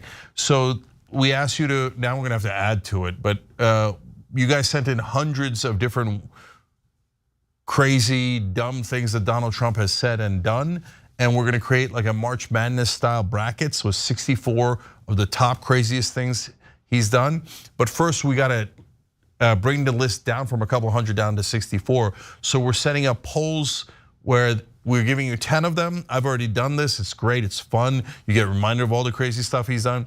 And you pick the top 3. And when you pick the top 3 out of 10 in each of those polls, eventually that gives us the top 64 and the seeding for the top 64. So go to TrumpBrackets.com. The 4th poll just dropped. You can do it at your leisure anytime. It's super easy. And then, by the way, there's a link too where you could see all the different newspaper articles or different sources for all the comments that he made or all the things that he did there as well. So go to TrumpBrackets.com, go to pick 3 and start winnowing down the list. A lot of you guys have participated and it's awesome. And then of course, don't forget Balls to the Walls, awesome t-shirt we got at shoptyt.com, shoptyt.com. Okay. Now we're going to our members on our website. V2 Boomer says, we got rid of Biden, we got the best possible candidate for VP. Is it unrealistic expectations to think they will come out of the gate denouncing Israeli aggression? I hope we can move the needle on this, but it seems like we're already writing that off. So I want to be clear about that. So that's from when we were talking about Kamala Harris and Israel early in the show. There's no way in the world that she's gonna come out and say, I'm stopping Israeli aggression. So that's aggressive. I would be flabbergasted, and she didn't. She's saying, no, I'm gonna keep sending them every bomb and weapon that they want, right? But is it unrealistic that we can move her on that? No, it is not unrealistic. It's very, very hard. It requires a second miracle. Getting Biden out was the first miracle. No, actually a third. Tim Walz is arguably a second miracle. We'd have to pull off a third miracle to get her to say that she won't send weapons anymore to Israel if they don't do the ceasefire.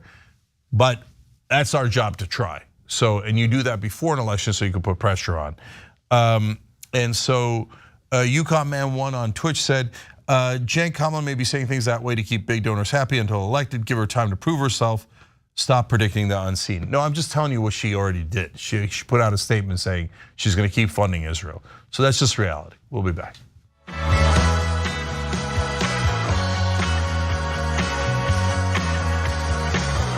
Look at here.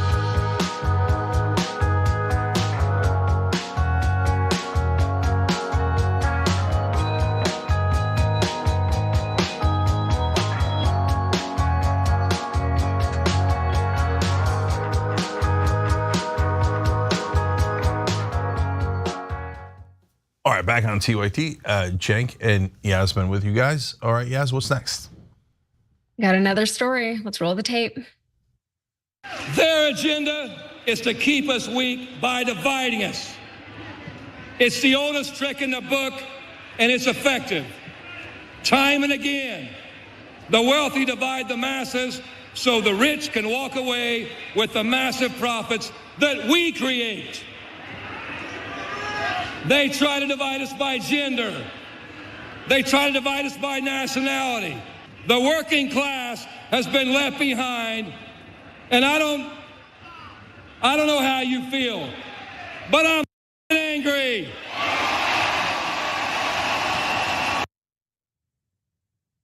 That was, I'm effing angry. That's what he said. During a Harris Walz campaign rally in Detroit, Michigan last night, the United Auto Workers president, Shawn Fain, went absolutely ballistic with a very powerful speech torching both Donald Trump and the billionaires that he serves. And if you're not familiar with some of Fain's best moments, we put together a mashup of Fain's many attacks on Trump. On one side, you got a billionaire that serves himself and his billionaire buddies.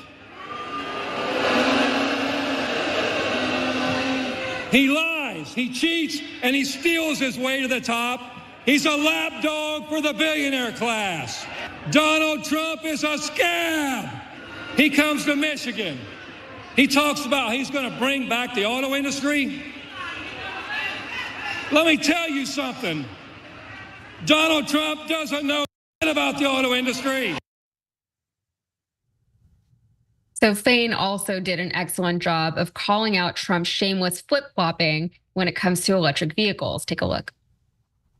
You know, for months, Donald Trump's went around trashing our state, trashing our industry, and trashing the American auto worker, saying he was against electric vehicles. And then something happened. We saw a transformation in Trump. Elon Musk announced that he's going to give Donald Trump $45 million a month.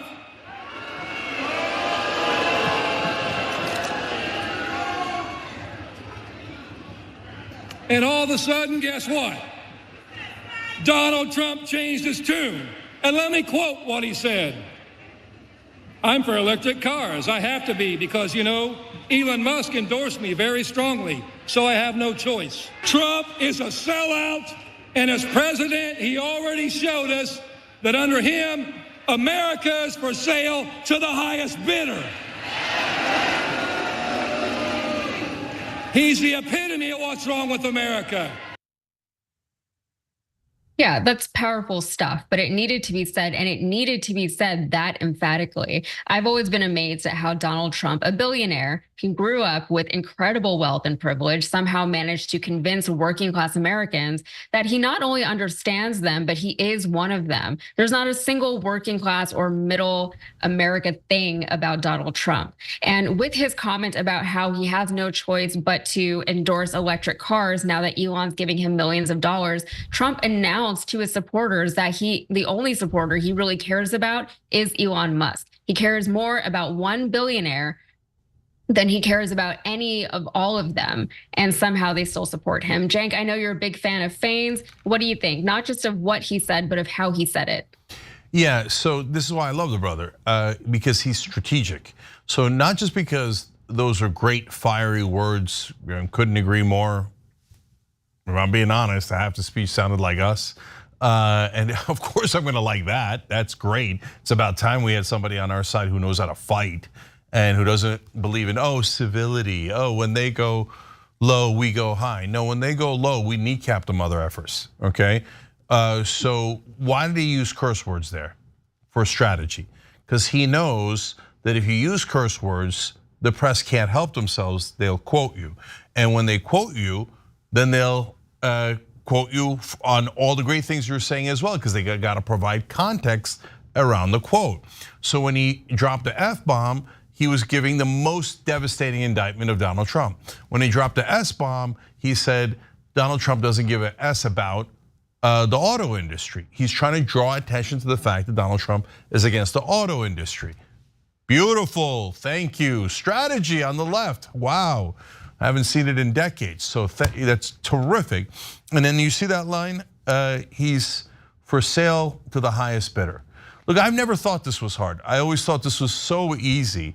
But the reason why a lot of Democratic politicians don't engage in this type of talk is because they're worried it's gonna have blowback. That people will say, oh yeah, how about your donors? And that's a tough one for Democrats to answer. But Sean Fain's not a politician, so he's free. So he's free to go out there and go, look at Trump taking all these bribes. And that quote is the one I obsessed about, where he said about Elon Musk, I don't have a choice anymore since he endorsed me strongly. Meaning, if you give me enough money, I just let you do US policy. I thought the policy was best to be against electric vehicles, which is crazy in my opinion, but he said, I thought that was the best policy, but now that you bribed me, I switched my position, and now Elon Musk gets to set policy on electric vehicles. Oh, he owns an electric vehicle company. Who cares? He bribed me very strongly, very strongly. On the oil companies, he told them, give me $1 billion, then I'll let you do whatever you want. Drill all over America, keep all the proceeds, and in fact, I'll give you even extra tax cuts. So the guy is walking around asking the largest corporations and the richest people in the world, please bribe me. They should put a little sign around his neck, please bribe me, bribe here, right? And so since Sean Fain's not a politician and he's smart, he's allowed to actually tell you the truth about Donald Trump. That speech is what they should be saying from today to the last day before the election. That'll win you the election. Please listen to Sean Fain. Yeah, Trump shamelessly trying to play both sides on things. It seems he's letting people know that he can be bought, and it's kind of sick to see. And he's just saying it out loud also. And I gotta say, it is nice to finally see some strategy from the Democrats, and it's clear why Fain is the president of the UAW. It was strategic for Harris and Walz to have him speak at the rally in the first place. But Fain didn't just use his speech to go after Trump. He also made sure to praise both Harris and Walz. In fact, Fain made it very clear that Walz was the UAW's preferred pick in the Veep stakes. Take a look. Kamala Harris knows it's not all about her. It's about the people. It's about the quality of people she surrounds herself with. And you know, yesterday, Kamala Harris showed great leadership when she chose Tim Walz as her running mate.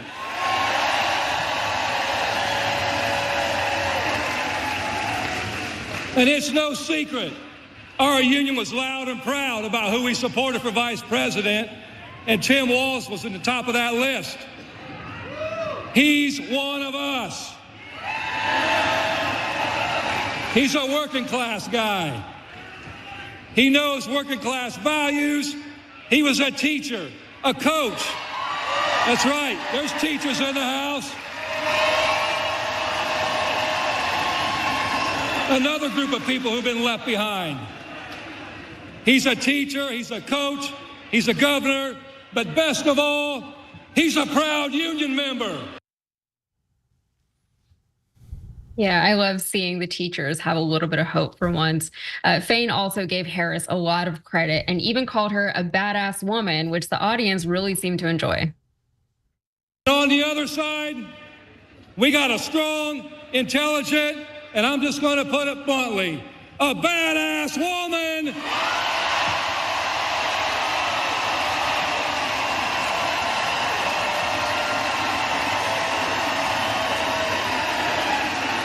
And I got to finish that sentence. A badass woman who stood on the picket line with striking workers.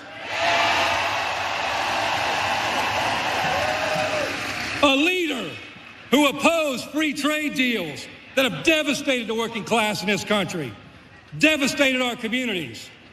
A leader who takes on corporate greed and wins. Kamala Harris is a champion for the working class. Wow, talk about energy in that room. I love that they had him speak there, because with this election cycle, I feel like you hear so much about foreign issues, Ukraine, Gaza, and the border, all rightfully so. I want to be clear, but we have to be able to hold focus on multiple things at once. There are real issues plaguing the American people right here at home, like our union workers, auto workers, teachers, and they shouldn't go unheard or unheeded. We're electing a president for the next 4, possibly 8 years. We need a ticket that's going to be able to handle the domestic issues in a meaningful and impactful way. I don't have to tell this audience that this country is nothing without its workers. But Cenk, knowing what we know about Walz so far, are you optimistic that he can be an asset to the president in terms of fighting for workers' rights and ushering in more equitable working environments across the country? Yeah, so two quick things here. I'm gonna go back to Fain for a second, then I come back to Walz. So did you notice what he said there? He said, I gotta finish that sentence. And then she said, he said, she's one badass woman who stood on the picket line with us. Again, he uses a little bit of a curse word, badass there, because he wants the press to write that sentence about how she stood on the picket line with American workers. The brother's totally strategic, which leads us to Tim Walz. He did not, Sean Fain and the UAW did not endorse Kamala Harris. Instead, they used their leverage to try to help get Tim Walz selected as the VP. And then once he was selected, then they endorsed her. Thank you, brother. Finally, someone who understands politics. And ironically, he's not even in politics, but he plays it better than anyone else does. And in terms of Walz, I mean, come on, this is an average American worker, a teacher, and a coach. So is he going to be more relatable than, as Walz puts it, I was going to say a vulture capitalist, but that's also partly true. But a venture capitalist and a real estate baron, of course. And there's something that Sean Fain and Tim Walz share, that they're both balls to the walls. So that's the shirt we got for you guys at shoptyt.com. So check that out when you get a chance. We'll have the link down below. You can get to it easy. And that's why we like him, and that's why Sean Fain likes him, and we hope that he's a fighter for the average American. All right, we got to take a quick break here. We'll come right back.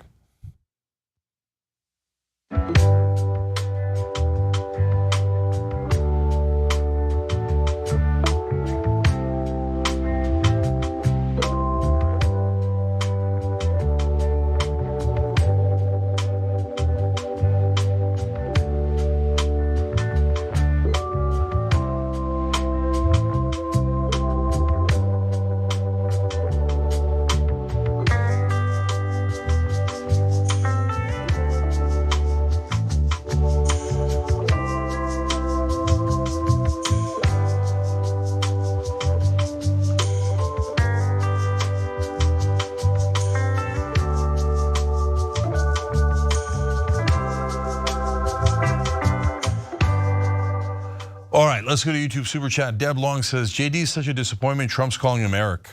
That's really funny. Jason S says, could Harris even stand up against Netanyahu if she wanted to right now? Would she be risking losing the support of Democratic leadership? First of all, Jason, she is Democratic leadership now, so she should actually use the power that she has. But having said that, you're not wrong. The real problem with standing up to Israel isn't AIPAC, because she's gonna raise billions of dollars. She's not as worried as a congressional candidate would be about, 15, 20, 25, $50 million. Those are giant numbers, but they're still not gonna move the needle in a presidential race. No, what would happen if she came out in any way against Israel is that the mainstream media would tear her apart. And what they would do is they would bring on one Democrat after another, like Representative Moskowitz, and it would be the first one. He would jump up to denounce her, and they'd let go of unity entirely. They'd start attacking her and say, such a poor idea. Oh, our ally Israel needs to be attacking all of the Middle Eastern countries now. I can't believe she's defied and betrayed our ally Israel. And it'd be wall-to-wall negative media coverage. That's what they're worried about. And if the mainstream media wasn't such hatchet men, and if the rest of the Democratic Party didn't loyally serve AIPAC, well, then we'd have a different situation on our hands. But nevertheless, if you're going to win, you have to show a little bit of courage. And by the way, also morality and decency. Nerd Girl Dragon says, it cracks me up when Cenk the atheist says Godspeed, or from your mouth to God's ears. I love those sayings, as you know. God bless. I love all those sayings, even though I am a stone cold atheist. Hal Blair you says, everyone donate to TYT. Drastic times require what? Drastic measures, yes. Okay, who said that? Thank you. So that's an old clip we used to play on the show. So long-time member there, appreciate you. And I agree. By the way, if you want to do a donation, tyt.com/team.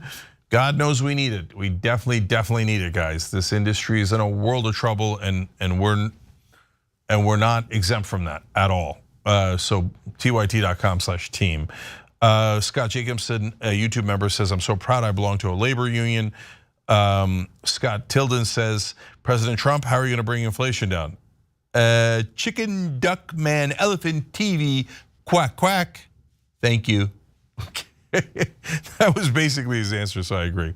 Haunted Dragon says, I think Sean Fain should be Secretary of Labor. Oh, yes.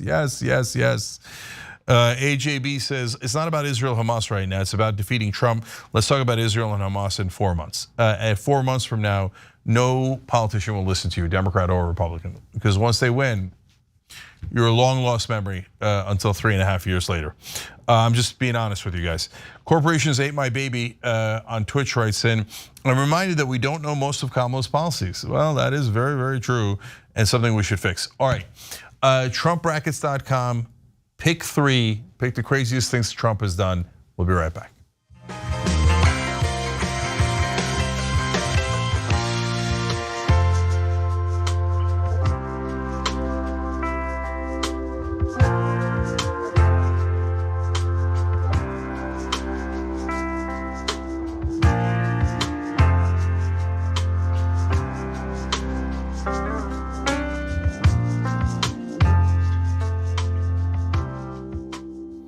All right, back on TYT, Cenk and Yasmin with you guys. All right. Hey, Yasmin, do people ever call you Yaz Queen? Yeah, they do. I remember that got really popular when I was still in high school, and I was like, ooh, that's annoying, but that'll go away soon. One day it'll go away. And I was in high school in 2006, I graduated. So it never went away. And so it's just become part of my life. I've just incorporated it. Yeah, I'm shocked I haven't used it more, but I probably will. It's never when you said it just now during the break, you're like, yes, I looked up because I thought it was my name. I thought you were calling me. All right. That's my life now. All right, what do we got next? We got a good story. This one's fun. Let's roll the tape. Hey, Minnesota, Governor Walz here, out at the State Fair with my daughter, Hope. Every year we as a family do something old and something new. I get to pick something, a classic, the old mill ride, to do that. And then Hope gets to pick something new. I think we're gonna go do the slingshot. Which I don't know what it is, and they're keeping it from me. But then we're gonna go get some food, corn dog. I'm vegetarian. Turkey then. And Turkey's meat. Not in Minnesota, turkey special. And we will go do some of those things and report back.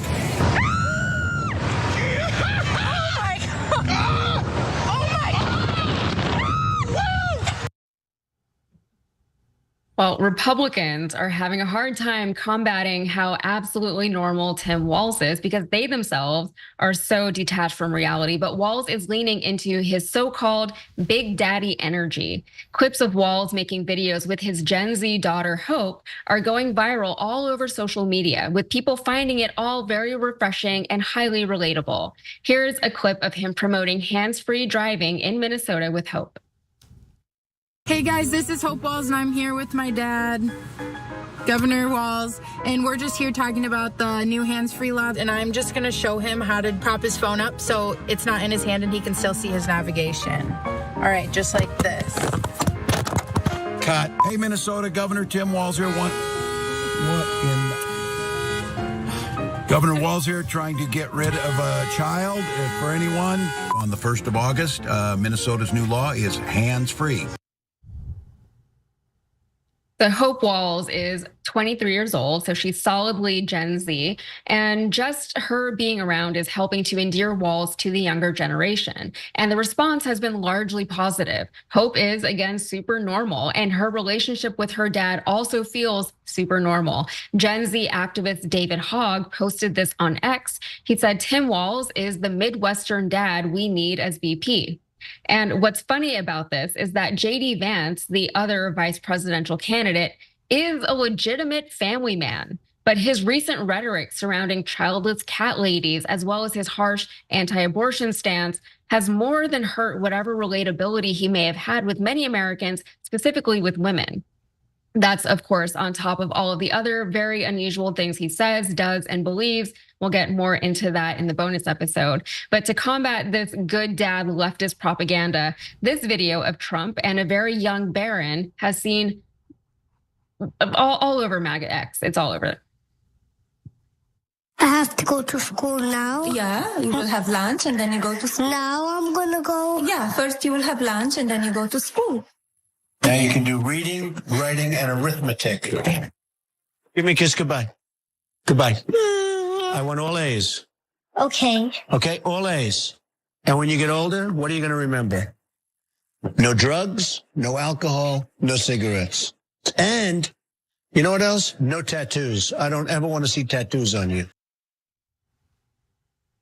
That was baby Barron Trump, dressed and ready for school, wearing a suit and carrying a briefcase. Maybe that's normal for billionaire children, but it's hardly relatable to, I can't imagine anyone else. And if this is a good example of parenting, I mean, I guess it could be worse. He could be making creepy comments about his young daughter, but oh wait, he has done that. Even Don Jr. now has called his teenage daughter sexy recently. Guy, what do you think? Getting makeup make me look sexy like you? I think you look very beautiful. Thank you, Kai. I'm glad you think I look very beautiful. I guess it runs in the family. How sweet. But the bigger story here is about how the candidates from each party attempt to attract younger voters, which they all recognize as something that they need to be doing. Walz took a very natural approach to this by including his daughter in his campaign.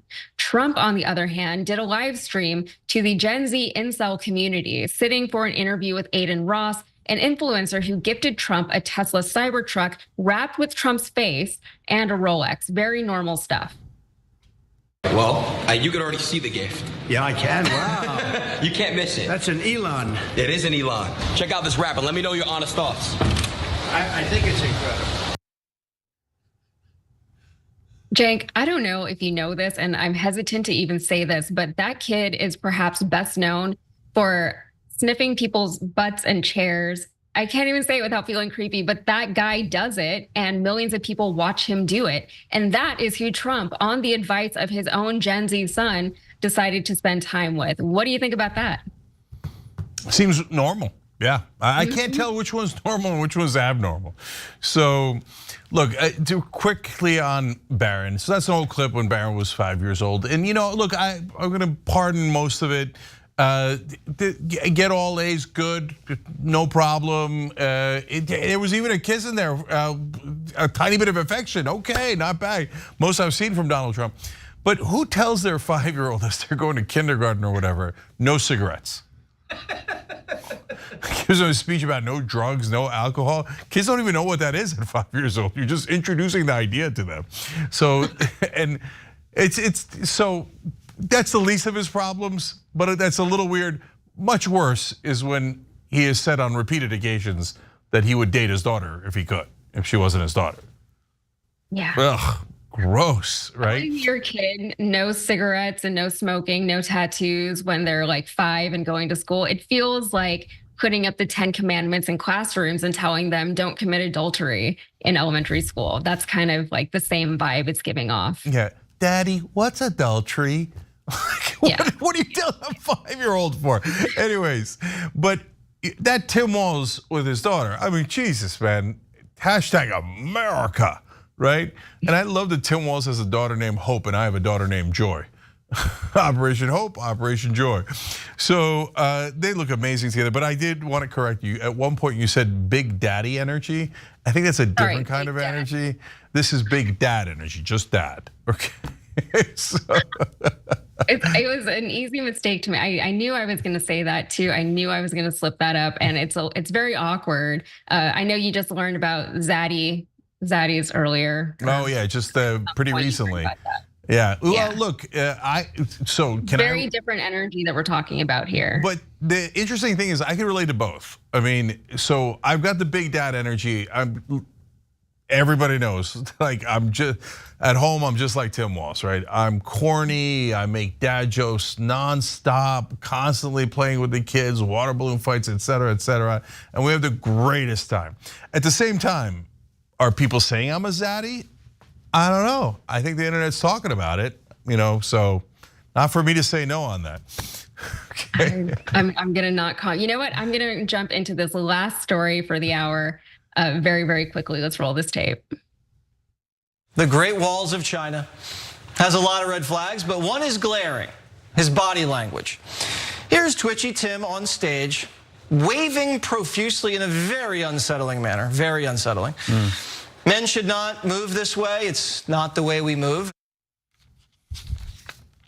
Well, right-wing media is attacking Tim Walz with everything they've got, and that means that Jesse Watters is back to using his favorite line of attack, which is arbitrarily deciding what does and does not make someone manly. But Watters' commentary got even more deranged recently, so let's give that a watch. The handshake is probably the most telling. This is Walz and his wife shaking hands like business associates, followed by a weird hug. Now let's compare that to Walz's interaction with Kamala's husband, Doug. Interesting. What's going on here? Some may call this weird. That's the only adjective that comes to mind. And the hug is not the way you hug your wife. You hug your wife from the body. You don't hug like this. Yeah. Different than he hugged Doug. It was very sumo wrestling-like almost, right? He was going to take him out. Yeah, but boy, he liked Doug. He loves Doug. Well, that was an ill-advised attack line for Watters, considering that Trump has interactions like this one with his wife. Well, it's not. It's more than one. It's a compilation.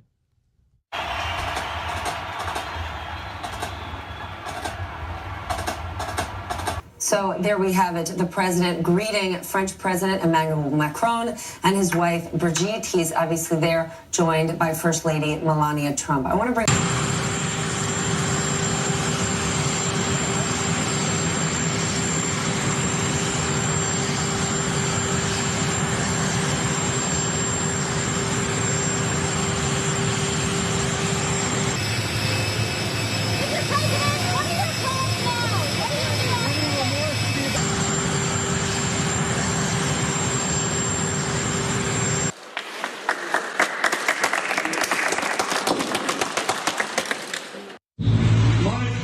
that God will bless you, your family, your administration, and may.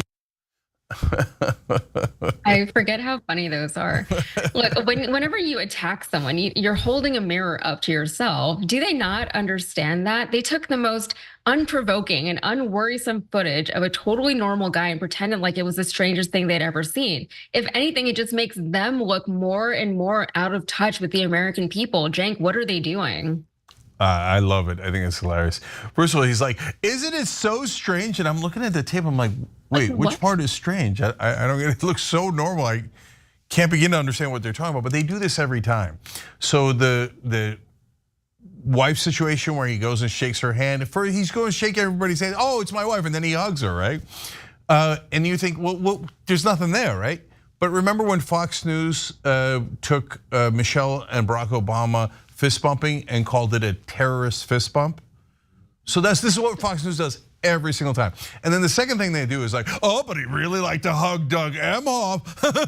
Whatever that means. I get it, you're calling him gay. You guys are children, you're utter children. And so, and then on top of that, when you got Donald Trump with humiliating footage of his wife literally swatting his hand away, I don't think that I would go and really make this the campaign issue. It's not really gonna help your side. But I know for the Fox audience, they're like, oh, no way, Melania and Donald Trump love each other. And Tim Walz, I bet he's gay. But good luck, okay? Meanwhile, shoptyt.com, boss of the walls, Okay, that's what we think of Walz, and I love it. And I want them to keep doing these attacks because they look stupid. And I like Tim Walz looking like an average person who everybody can relate to while they look super weird. Yeah, it has tan suit and Dijon mustard energy, this whole line of attacks. 100%. All right, we got an amazing bonus episode for the members. Hit the join button below. We'll see you there.